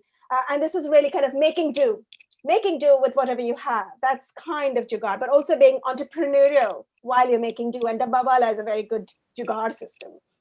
Okay. So, so these kinds of things are still happening. And I think the digital revolution is interesting. And I think we have to kind of distinguish between the digital revolution and the smart city initiative. The digital revolution is far more kind of spread around and dispersed and very much driven by the youth, but also very much a kind of there amongst the urban poor. And in one of my other projects, we use this kind of digitally savvy digital natives, but living in slum resettlement colonies in the urban peripheries. So we created a rap song, and it was really about kind of drawing attention to the problems with not having infrastructure. And that was because the municipality knows what it has to do. It knows it has to provide water. It knows it has to, give sanitation. It just doesn't want to do it. So we used digital technology with these young girls in the slums to write a rap song about their daily struggles with infrastructural violence, but also with gender-based violence. And that drew attention to the issue. So there's so many ways that people are actually doing it. And you see in the COVID context, people are creating WhatsApp lists, people are creating Telegram messages, and civil society has really stepped in to provide that vacuum of governance. So all of that's been happening, but that's not really always talked about as smart. It's talked about as intelligent, as jugaad, it's a lot of other things. So smart is really always seen in the Indian context as the top-down policy directive. Yeah. Thank you so much. I'm very sorry because a very tight schedule. Sorry about that.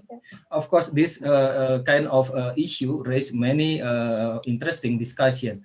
So yes, again, yeah, give a big applause for Professor Datta for such an interesting presentation.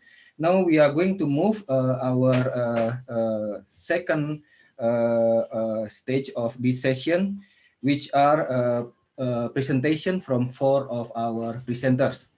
So without further ado, I would like to announce that all of our presenters already here. The first one is Professor Wijaya Martokusumo. The second one is Hadi Ilhami Imanullah. Third one is Anugrah Sardono Sudarsono, and the last one will be presented by Amanda Rahmalia Syafitri. Okay, Professor Wijaya Martokusumo, are you ready? You have a 10 minutes presentation. Thank you.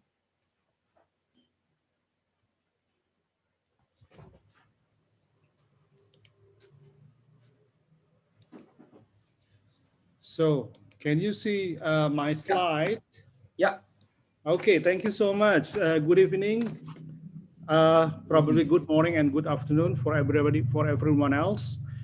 Thank you for the opportunity for sharing sessions. Yeah, my presentation is actually a part of a research project called Urban Conservation Strategy and the Soundscape Approach, which was started in 2018. I think some of my colleague, he's also in the session, yeah, Anugrah Darsono. So we are 3. So myself, Wijaya Martokusumo, Faisa Putri, and Anugrah Sudarsono. So we are coming from different research groups. So Faisa and I are coming from the Architectural Design Research Group, and my colleague Anugrah Sudarsono, he's coming from the Building Physics Research Group, Faculty of Industrial Engineering and Technology, Bandung. So I will start with this. Oh, what happened? I couldn't move.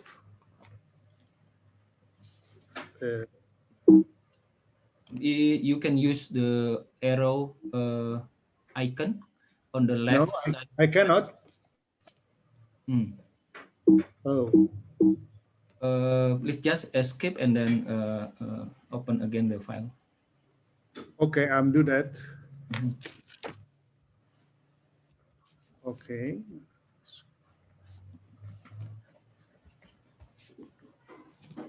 So what do you think? Can you? Not yet. Not Maybe yet. Still Okay. On progress.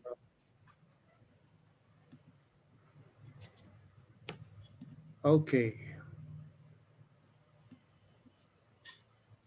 So what about this? Yeah. Okay. Thank you so much. So I will start with this premises. First one is cities are not physical containers of social processes, but they convey meaning through the specific of urban forms. And the second one is urban spaces are an experience for all the senses. So I would like to mention the title of my presentation. It's Multisensory Perception Toward Urban Quality in Historic Urban Areas. So you take a look at this slide, you will see this is the Braga Street, one of the most important historic district area in Bandung. And it is actually part of the historic area in the inner city of Bandung. And if you take a look, it is full of colors. So it is visually pleasing with red, yellow, blue, and all is about the beauty of the the area. And from the side, this is also you will see that there is a construct how to frame the visual quality of the area. So if we think there is a deficiency in experiencing urban environment due to the latest, the age of internet, in which quality of urban spaces has been reduced to only visual aspect, as the picture, the slide you saw before. And even recent projects, including conservation attempts, have been highly visual oriented, And to some point, we know that cultural heritage cannot be appreciated using monosensory based on visual, As a human being, we have five sense from sight, smell, taste, touch, and hearing, And we come to the opinion that perceptual qualities, especially in the realm of built environments, become also important. And for example, soundscape, soundscape as a part of perceptual construct has been also considered as a new approach in understanding sensitive urban environment. So the next slide is about the quality and the place making. Given the situation above, we are in the opinion that there is a need for a more understanding of the so-called important architectural and urban qualities in the environment to consider. And the second one, we are dealing with, we would like to challenge actually the idea of placemaking in general and redefining historic urban quarters in particular. To see the next question is about how can we investigate more? Does or do really respondent cultural background has a role, has a something important, in evaluating a built environment? This is also the next question that we are dealing with. So we would like actually to see the differences, and we try to develop a framework which is based on the ISO 12913. It's all about the definition on acoustic and soundscape. It's about the multisensory, it's about the multimodal modified framework. So this framework assigned the so-called multisensory sensation rather than just audio. And it might promise a more integrated and comprehensive assessment of the urban qualities. So this research that we work together with our colleague from the industrial engineering, we adopted this kind of framework of multi-sensory perception. So the so-called soundscape approach, whereby the data have been collected through the specific method, which is called the sound walk. This is the route that we did the sound walk. We, a group of students and almost 40 students, we are walking to a certain place, to a certain point. You can see at the on the left side from this point, and then we went to this point. So we are going to make some investigation, and we would like to identify what kind of aspect associated with to architectural and urbanism qualities that probably contribute to respondent emotional attachment to this specific urban area. We call it specific because it is considered, or it is a historic district in Bandung. So this is during the sound walk. We do a stop in intersections and in a roundabout, and we are filling some kind of semi-structured questionnaire. So this is the idea of the methods. It is called the sound walk. It was developed by Aleta in 2016. So each member of the group were asked to share comments Yeah, they have to fill the questionnaire. They were on general ambience of the well-known Braga area. So the question is why they really perceive, yeah, visually, audially, and olfactory quality. And we would like to know what they see, what they hear, and what do they smell in that area. And we also asked the last question. It's about what do they think about how the place should be. So it's about the expectation in the future.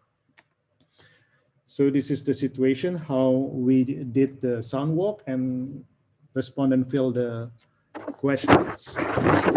So this is the so-called word cloud. It's a kind of image. So if you see the words, the bigger the words, it means that these words are very often mentioned by the participants. So we would like to know, we have two groups, the participant with design background and the participant with non-design background. This is quite interesting because we would like to know what do they really think about what they see and what they feel and what they hear in this area. So in the question of general ambience, we have some keywords, more or less keywords, the same keywords. It's about vehicle, crowded, noisy, humid, wet, yeah. But there is nothing about visual associated issues, which is already mentioned by participant with design background and participant with non-design background. And the next question is about visual qualities. The participant with design background, they have more elaborate words comparing to their student fellow, yeah? So the one with design background, they could share more specific word, but still we do have some parallelity, yeah? For example, the word buildings, street, and then what else? Yeah, I think that's these things relates to the question of visual quality. So the next one will be audio qualities and olfactory qualities, and the last one is expectation in the futures. Yeah, from the result, we can see that the participants share the same feeling, yeah, in the perceiving quality, yeah. They have the same feelings in perceiving quality of that area, and more or less they have the same understanding on the general situations. And the participant with design background, yeah, from the visual response, as I said before, they have more variety terms to mention, mostly, of course, design associated comparing to participant with non-design background. Another interesting point is the different spectrum of interest and priority of concern, and that eventually probably must be taken into account in planning and design. So the different spectrum of interest and priority is quite interesting, observing the two groups with different backgrounds. So after we have a discussion, we came to some conclusions. It's a closing statement that urban spaces actually or should be an experience for all the senses. And the quality of urban space cannot be reduced to only visual aspect. Yeah? And it is also shown that the perception conveys message to the planner, yeah, or designer, but it is also to evaluate to what extent they really matters for the architectural and urban design features. Yeah. And the multi-perception has challenged critical insight in creating and problematizing a more human environment. So this is exactly the way that the big questions, our concern, that the perception has probably something has to do with the placemaking. And this after this this is actually the second project that we are still doing, and we are planning to do more to have more investigation on the next step. Thank you so much. Thank you, Pak Professor Wijaya, for a very interesting study about multisensorial perceptual qualities. It should be very interesting points for the urban designers out there. So I would like to invite our second presenter, Pak Mr. Hadi Ilhami Imanullah. Yes. Please prepare yourself for presentation. Pak May Wijaya, I share the screen now? Yes. Yeah, Okay. Mr. Hadi, you have 10 minutes for the presentation, yeah? Okay. I can see your full screen now. Okay. Thank you, Mr. Aswin, for the opportunity. Good evening, presenter and participants. In this opportunity, I would like to present my paper with Ms. Diah Fitria Ardani about determining the suitable placement of online-based public transportation shelter with the method of urban network analysis and with the case study of Bundaran HI Transit Development Area in Jakarta. As we know, for fellow Indonesian, right now, the online-based public transportation is rapidly growing in a pace, especially in this pandemic condition where we rely so much on this transportation for our moving from place to place and also other function like goods transporting or food also. This online-based transportation actually started to grow in Indonesia around 2015. Started from Jakarta, but right now we can see this modes of transportation is spreading largely in Indonesia, especially big cities like Bandung, Surabaya, and so much more. So these modes of transportation offer convenience for the consumer to easily access many places with only the apps on the phone. But these modes also have a disruptive effect on urban area. As we can see in this slide, this is one of the case where the vehicles and the operator of public transportation, they occupied one point in the urban places where it it have originated original function as pedestrian way.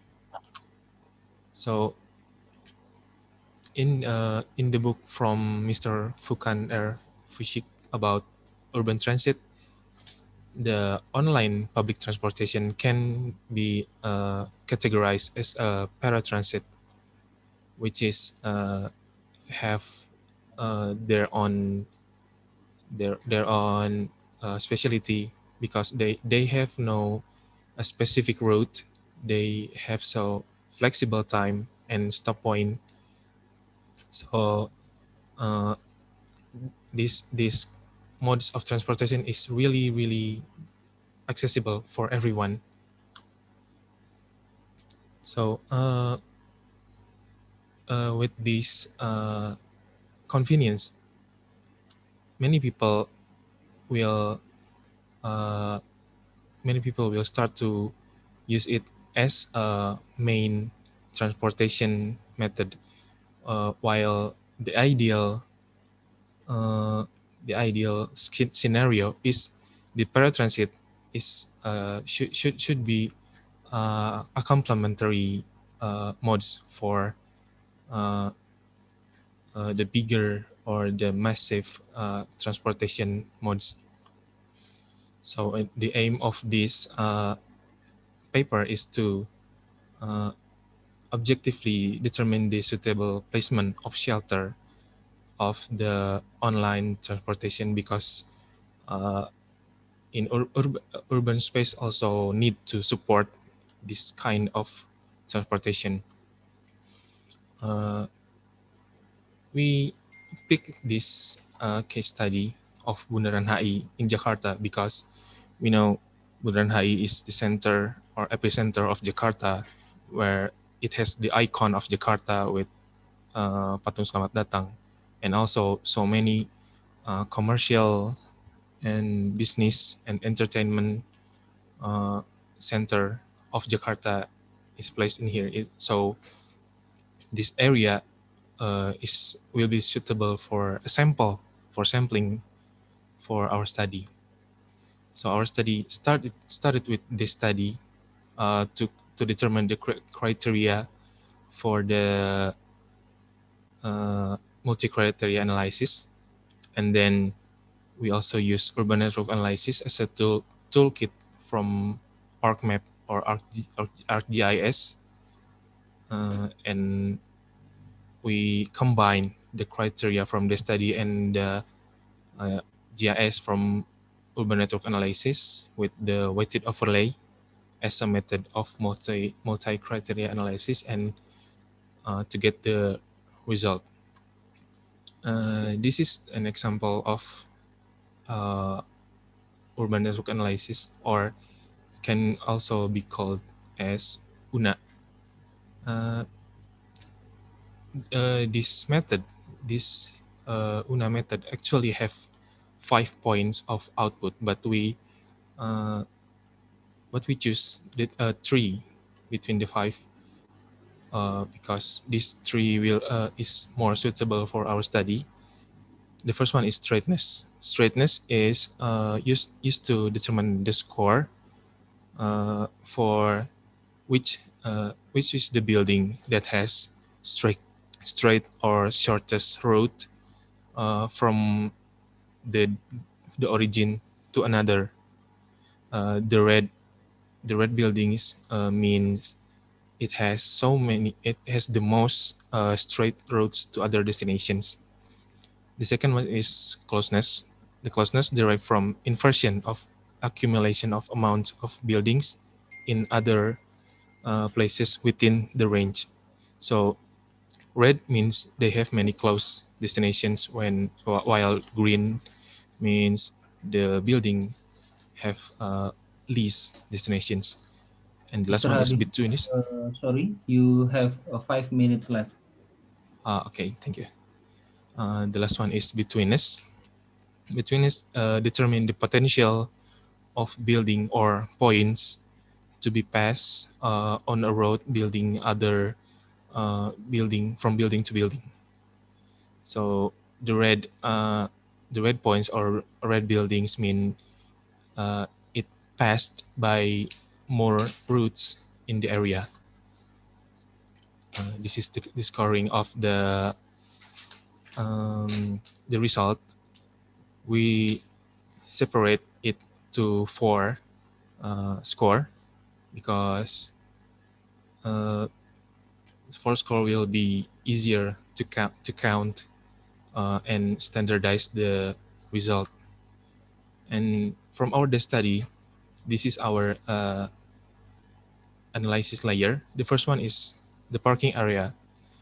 Distance from the parking area, the nearer the place, it will have a bigger score, because a parking area has a potential to be to have space to place the shelter for the online transportation.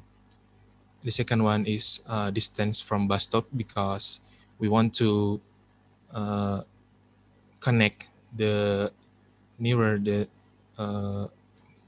transit modes to the online-based transportation. So the bus stop is the most suitable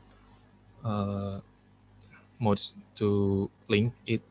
And the third one is the distance from main road, because main road is the road that will be passed with the vehicle of the online transportation.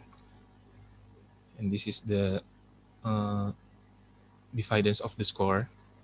We mainly use the amount of 350 meters and also 700 because it was determined by the local regulation. And the last one is the layer of land use. The highest score is from the station or public transport stop because it has the main place where people move. The second one is commercial, where people mainly You destinate. have only 1 minute left, yeah? Okay, thank you. And the third one is public service. The last one is housing. This is the result of the multi-criteria analysis. We can see the highest score between 70 to 100 as a most prioritized spot to create the shelter. And as a discussion, this method can be used to consider the local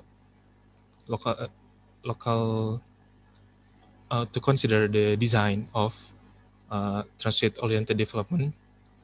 While this may not be used as a final result, but can help for actual implementation in the future.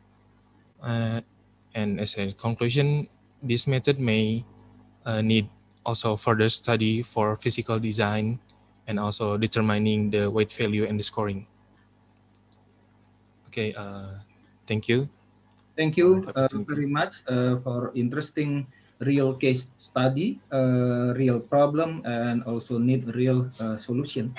So we come to our third presenter, Mr. Anugrah Sabdono Sudarsono. Are you ready? Yes. Okay. Okay. Thank We you can for see. the opportunity. Yeah, you have 10 Yeah, minutes. my slide is paid by the committee. Okay. Okay. First of all, thank you very much for the opportunity. And in this occasion, I will present our result of the study entitled The Implementation of Soundscape Simulator to Identify the Improvement of Historic Area in Bandung. This is a collaboration project made by our colleagues from Building Physics Research Group and our colleagues from Architecture. Next. Next, please. Okay. So basically, Soundscape has become an approach to improve the acoustic environment. Study has concluded that by adding positive sound and reducing negative sound, we can improve the perception of urban area. And in general, the sound that been added to acoustic environment usually a natural sound, such as the sound of bird chirping or the sound of water fountain.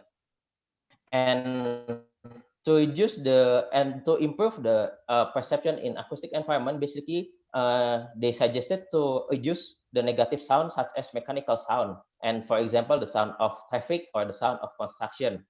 But our previous study found out that in Bandung, basically traffic noise gives the character of urban area in Bandung. So traffic noise is actually the sound that is accepted by people in urban area in Bandung.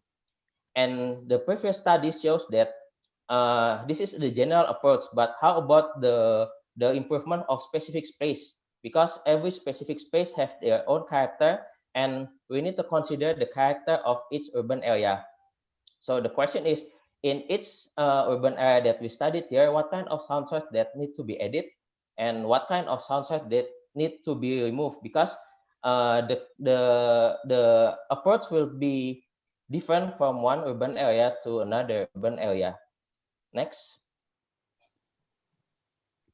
So basically, this experiment was done using a simulator.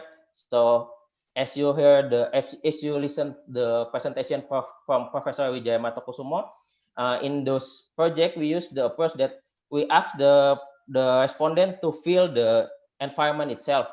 But in this experiment, we try to get the information from the people's perception and from the people's memory. So basically, in this experiment, we asked the participant to compose a specific urban space in Bandung, such as main urban area or alun-alun, Braga Corridor, and Municipality Park. And has actually familiar with the environment and has visited the area before. So basically, we want to recall their memory about the environment, and we ask them to compose the environment in our Soundscape Simulator. Next.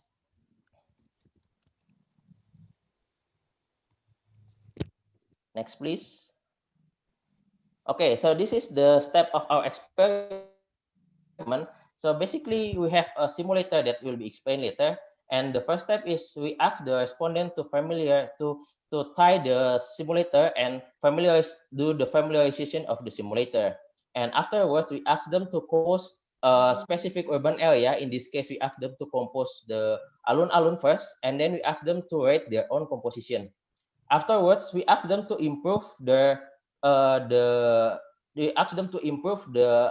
acoustic condition of the existing environment by adding or removing the sound from the space. And we also ask them to rate their own composition based on three perception: relaxation, dynamic, and also communication. We did the experiment for the three urban area, and basically we can get some information about what kind of sound source that added into the environment, the position of the sound source in the environment, and what kind of perception emerged from that environment. And this can be done using a system called Soundscape Simulator. Next, please. Now I will show you the Soundscape Simulator itself. Soundscape Simulator is a system where people can compose an acoustic environment by adding or removing sound source inside the environment. They can also control the position of the sound source in the environment, and also they can adjust the sound level from each sound source. And as you can see here in the simulator, we put several sound source from specific sound, such as natural sound, the sound of activity, the sound of mechanical, and the sound of music. Each of the sound is recorded individually in all around area of Kota Bandung. And the simulator itself consists of several speakers, like shows in the picture. And usually in this simulator, we use the state-of-the-art technology of audio reproduction called ambisonic, where we can reproduce the sound in 360 degree. And for the composition itself, when we do composition, the composition can be heard in real time. So basically, it's just like it's a system where it's like a game where you can compose different kind of acoustic environment. But the added value of the system is because the system is calibrated, so we can understand what the exact sound level that put in this composition itself. So it's like we can get the information, the specific information about the how loud is the sound is produced in the actual sound. And based on those data, based on the selection of the sound source, and based on the sound level itself, we can identify many things. The Soundscape Simulator itself has been used for several studies. For example, the study to understand the relationship between sound source and the perception in general, the study of how to understand the relationship between activity and the soundscape. We also have used the Soundscape Simulator to understand what kind of improvement that can be done in the ICU, so the medical staff can work in better environment. And in this case, we want to understand what kind of improvement that can be done in the actual environment by using this simulator. Next. Mr. Abi, you have 5 minutes left here. Okay. And this is the result from the simulator. Based on the data of sound source selection in the simulator, we can identify that several sound sources that need to be added in the several urban area in Bandung. For example, in main urban square or alun-alun, people expecting to have more bird chirping in those area, and they also expecting to the sound of whistle, traffic, horn, and muffler to be removed in this area. So it's like the sound itself is very annoying for them in the existing composition. Therefore, they want to remove they want to remove the sound source. And for Braga corridor, they expecting to listen to the sound of bird chirping in those area, and they also expect that the sound of horn is removed from the area of Braga corridor. In municipality park, they expect to hear more of sound of water stream, and they hate the sound of water performer or pengamen, we call it in Indonesia, and the sound of horn. So from the study, we can understand that in general, people are not expecting to listen to hear the sound of horn in the urban area, and therefore this is the sound that need to be prioritized to be removed in urban area in Bandung. Next, please. Another interesting finding is based on the cluster analysis, it's shown that that the composition itself still have their own character of sound there. So we can see that from the cluster analysis from the data of the sound source selected in the improved improved acoustic environment, it's shown that the Braga corridor, main urban square, and municipality park has its own cluster. That means that when the participant are asked to improve those areas, they still can keep the character, the sound character, or the sound mark of those places. And you can see it's clearly based on the cluster from the study. Next, please. And based on the data from the perception itself, it seems that when people are asked to improve the acoustic environment, mainly they want to make themselves to be feel more relaxed. So we can see here the change of the rating is higher for the perception related with the relaxation. And for the perception related with the communication and dynamic, it shows that although it is changing, but the change is not as much as the change of the perception in relaxation. We can conclude that basically when people try to improve the environment, they want to keep the character of the environment that make them feel dynamic and also communal, but also they want to make in the same time, they want to make the environment to be more relaxing for them. Next, please. And I come to the conclusion that this study has identified the soundscape from 3 urban areas in Bandung by implementing the concept of soundscape composition. And the improvement of urban area can be done by removing, adding, or adjust the sound level of several sound sources in urban area. But in this study, the focus is based on the what kind of sound source and what kind of sound source added and removed from the urban area. And the interesting thing is when the respondents are asked to improve the environment, they still consider the character of the specific urban area. And in general, the participant of the experiment improved the acoustic environment by adding the sound of bird and removing the sound of bird and removing the sound of horn, sorry. And the study confirmed that the most unwanted sound in main urban area of Bandung is the sound of horn. And the last conclusion is the sound of traffic seems to be expected to occur. So participants tend to keep the sound source in the composition. That is for my presentation. Thank you very much. Thank you, Pak Anugrah, for your interesting study, implementation of Soundscape Simulator for improvement of the urban area. So we will come to our last presenter, but of course not least, from Amanda Rahmalia Savitri. Amanda, are you ready? Yes. Please start your presentation for about 10 minutes. Okay, good evening, everyone. Well, good morning and hello for you that have time different from me here. Assalamualaikum, my name is Amanda. My peers usually call me Enda. It's such an honor for me to be here. Today, I would like to present my findings about core function of Ujung Berung Square based on visitor activity, duration, and motivation. As a preface, I will tell you that square from Ujung Berung Square is one of kind of city public space. In Indonesia, we call it alun-alun. So in this case, we usually call alun-alun Ujung Berung.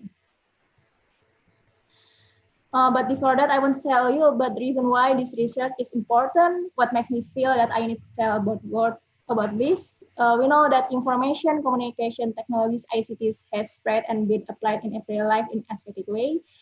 Social media and digital technology accompany urban city dwellers. The profound innovation of internet, smartphone application, and digital social network encourage people to be socially connected to virtual space than meeting in physical public space. Well, like we do in this online conference, this is virtual space. I know this happened because pandemic, but before this corona outbreak happened, contacting friends, organized banquets, buying goods, and other daily activities could be done online. So the digital evolved not only in technical development, but also application and service in life. That's why the younger generation tend to be less involved with park and public open space. Even this circumstance becomes a discussion at National Graphic in article in 2016. So the aim of this research is to define the role of alun-alun Ujung Berung after rehabilitation in this digital era so that the outcomes can become a reference for designer of open space. This study used qualitative method with grounded theory so that can reveal the interrelationship between phenomenon in the field. The data collection was carried out by distributing online questionnaires. This distribution is not limited to population as group or group in certain areas. So as long they ever went to alun-alun Ujung Berung or Ujung Berung Square, they can be respondent. The questionnaire consists of respondent demographic question and some question about alun-alun Ujung Berung regarding whether they have ever visited alun-alun Ujung Berung, the motivation of the visit, the duration of the visit, number of the visit, and the suggestion for the square development. The data is collected took place for a week in September 2019 with 109 respondents. So for example, this one of respondent answer to motivation of visit question. This how graded theory method in processing the data.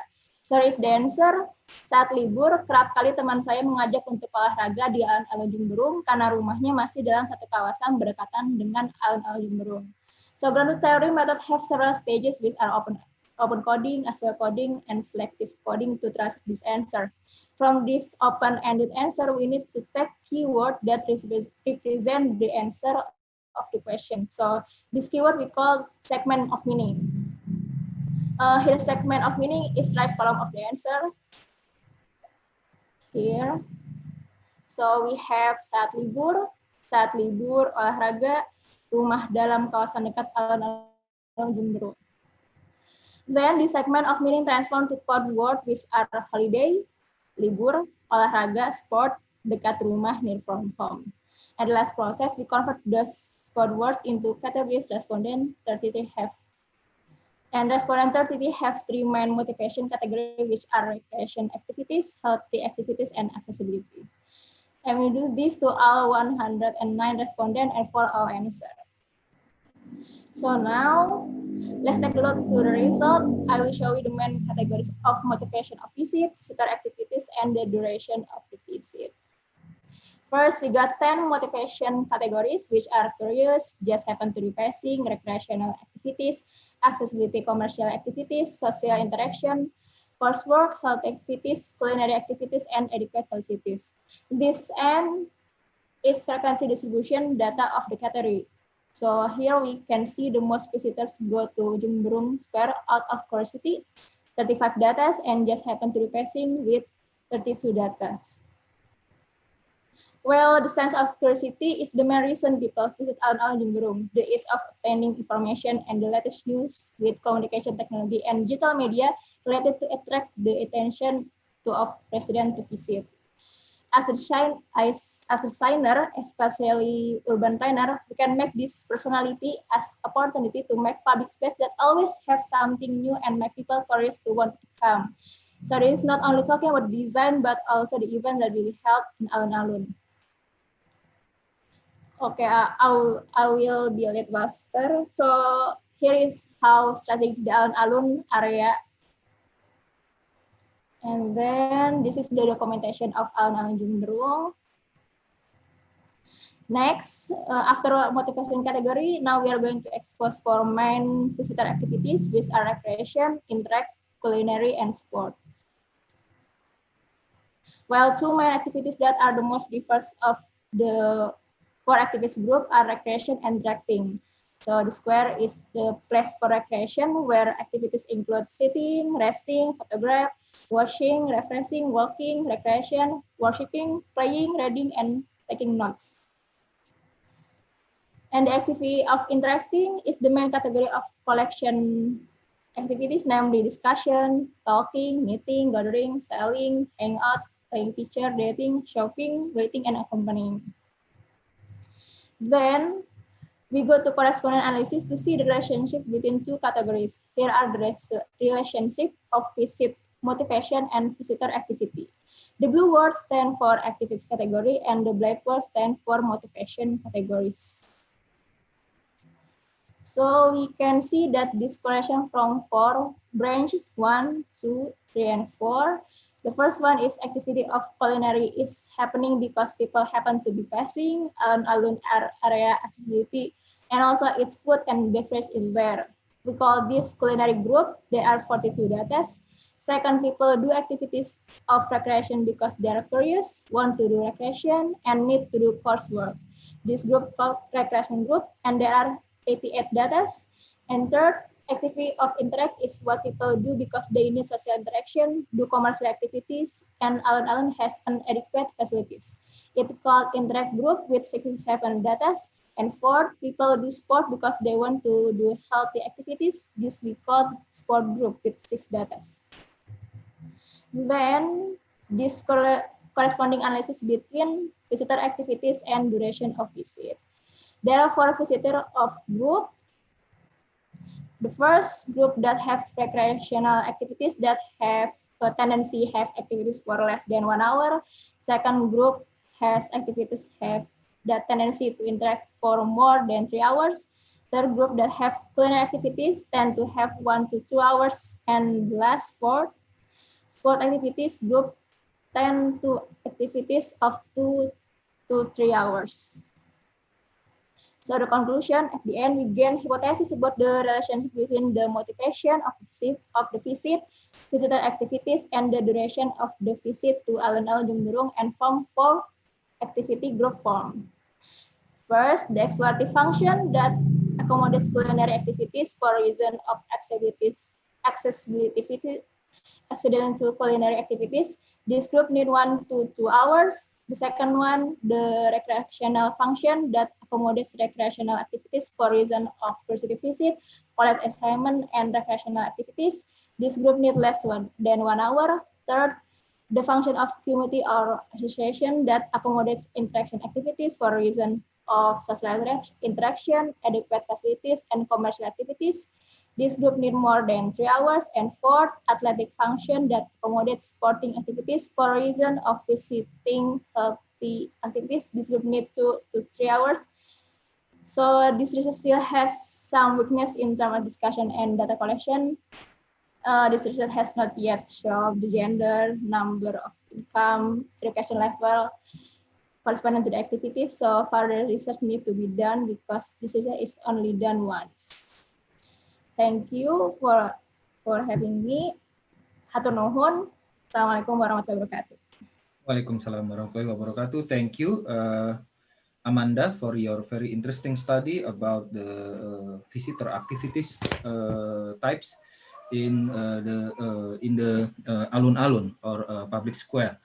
So we will have time for discussion for about maybe 10 minutes. Yeah, I will see the question. Oh yeah, we do have a question from attendee. From Arkansia Farastiawan. Committee, can you please unmute Arkansia so he can directly ask question to presenter number 2, Hadi Ilhami Imanullah. Okay, Arkansia. Okay. Yes. Okay. Is my voice can be Yeah. heard? Yeah. Yes. Okay. Before that, thank you, Mr. Aswin, and also thank you, Mr. Hadi. This question is for you. I quite interesting with your presentation about online-based public transport and urban problem. And my question is, why there is no traffic criteria? I mean, like, as we know that the shelter purpose is to prevent the traffic chaos of the online-based transportations. And how about the people or the pedestrian movements? Could we use that platform data to support as a user behavior to decision making? Will it affect the suitable placement too? And what is your opinion about that? Okay, that's only my questions. Thank you. Okay, thank you, Mr. Arkansha, for the question. Actually, the aspect of traffic and pedestrian movement is also can make this research to be more precise in the result. But for current research, we focus on the aspects of spatial aspects, which maybe more focus on the static urban space where the space is considered to generating people or to be a destination of people, and so the aspect of traffic and pedestrian movement is maybe will improve the result of this research and maybe uh, can be also used in the future research in this topic actually. Thank you. Okay. How about that, Arkansha? Is the answer your question? That Yes, point. Okay. it's answering my question. Thank you so much, Mr. Hadi. Yeah, thank Thank you. you. Now I will see. Do we have a question? Meanwhile, I do have a question, especially for the two of the studies related with the soundscapes. Yeah. My question is very much in common sense. How this study can identify or can make sense about the dynamic movement of the space, aka the Doppler effect, because different with the visual perception, the sound can be very we have a ambient sound, we have a movement sound. How this study separate that phenomena in order to factorize which sound is important, which sound is disturbing, and so on. I would like to ask this question whether to Professor Wijaya or Mr. Anugrah.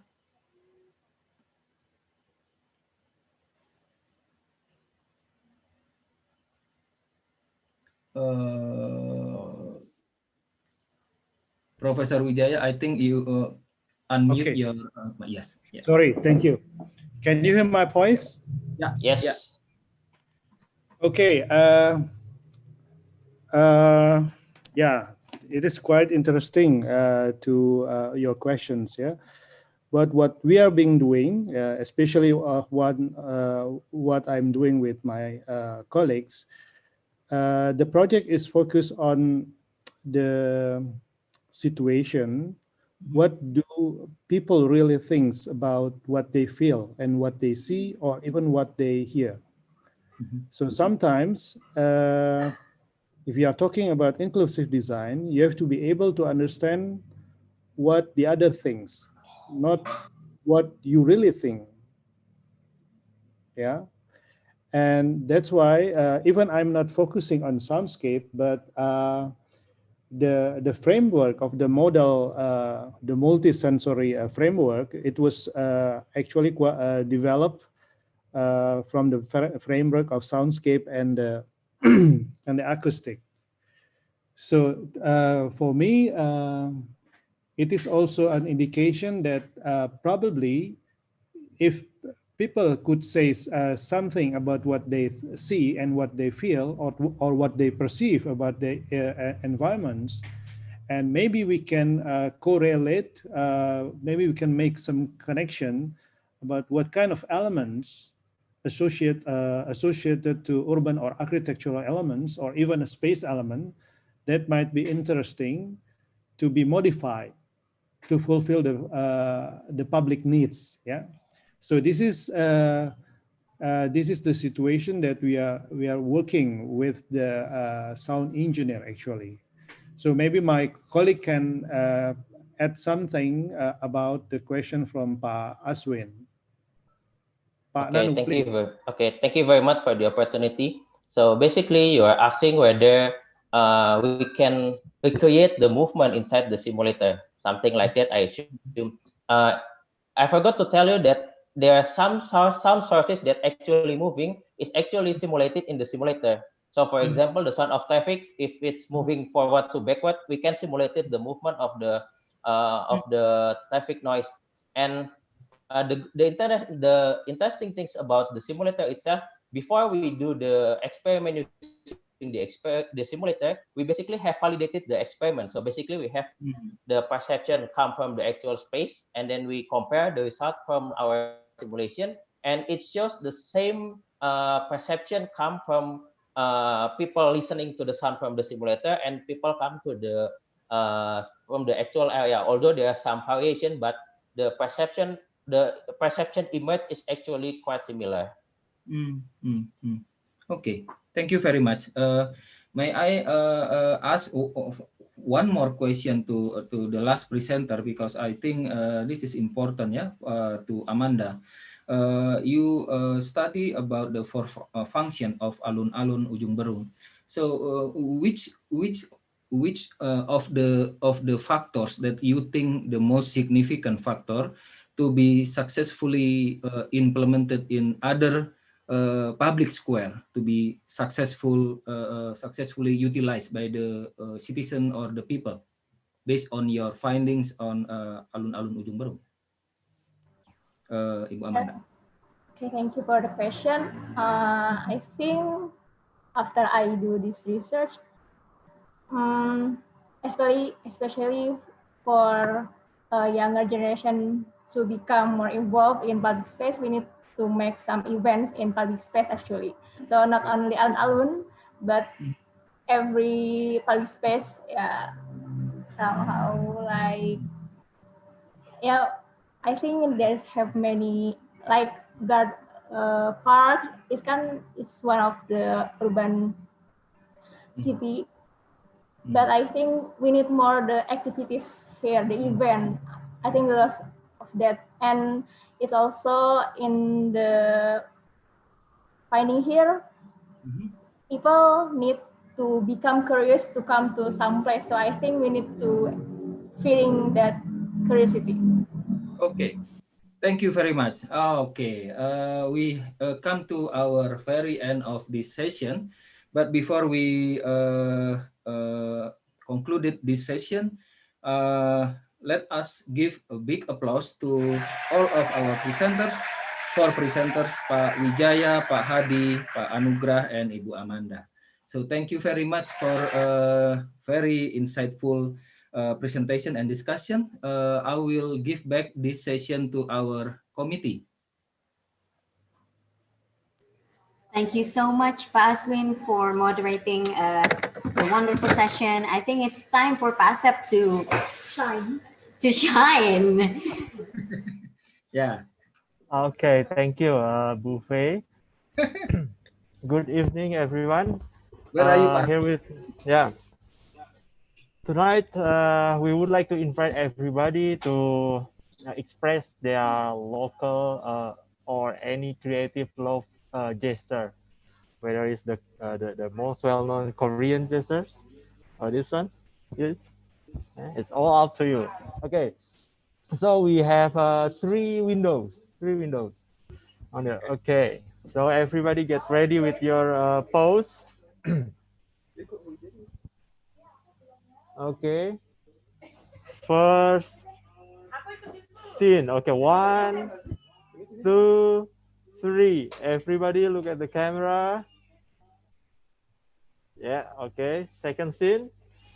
1, 2, 3. Okay, last window. 1, 2, 3. Okay, great. Thank you. Thank you, everybody. Thank you. I hope you enjoy this event today and get the most of it. Thank you. Good night. See you tomorrow, yeah. We would like to floor a little bit of tomorrow's schedule. So day 2, we're going to start earlier. We are going to start at 8 and we are going to finish at 9:15. And in between breaks, you can access our platform and that will be other presentations in other rooms. So see you tomorrow. Thank you for turning up this late, and the platform will be open up until the next day. So you are free to explore ITB in midnight. Thank you, everyone. And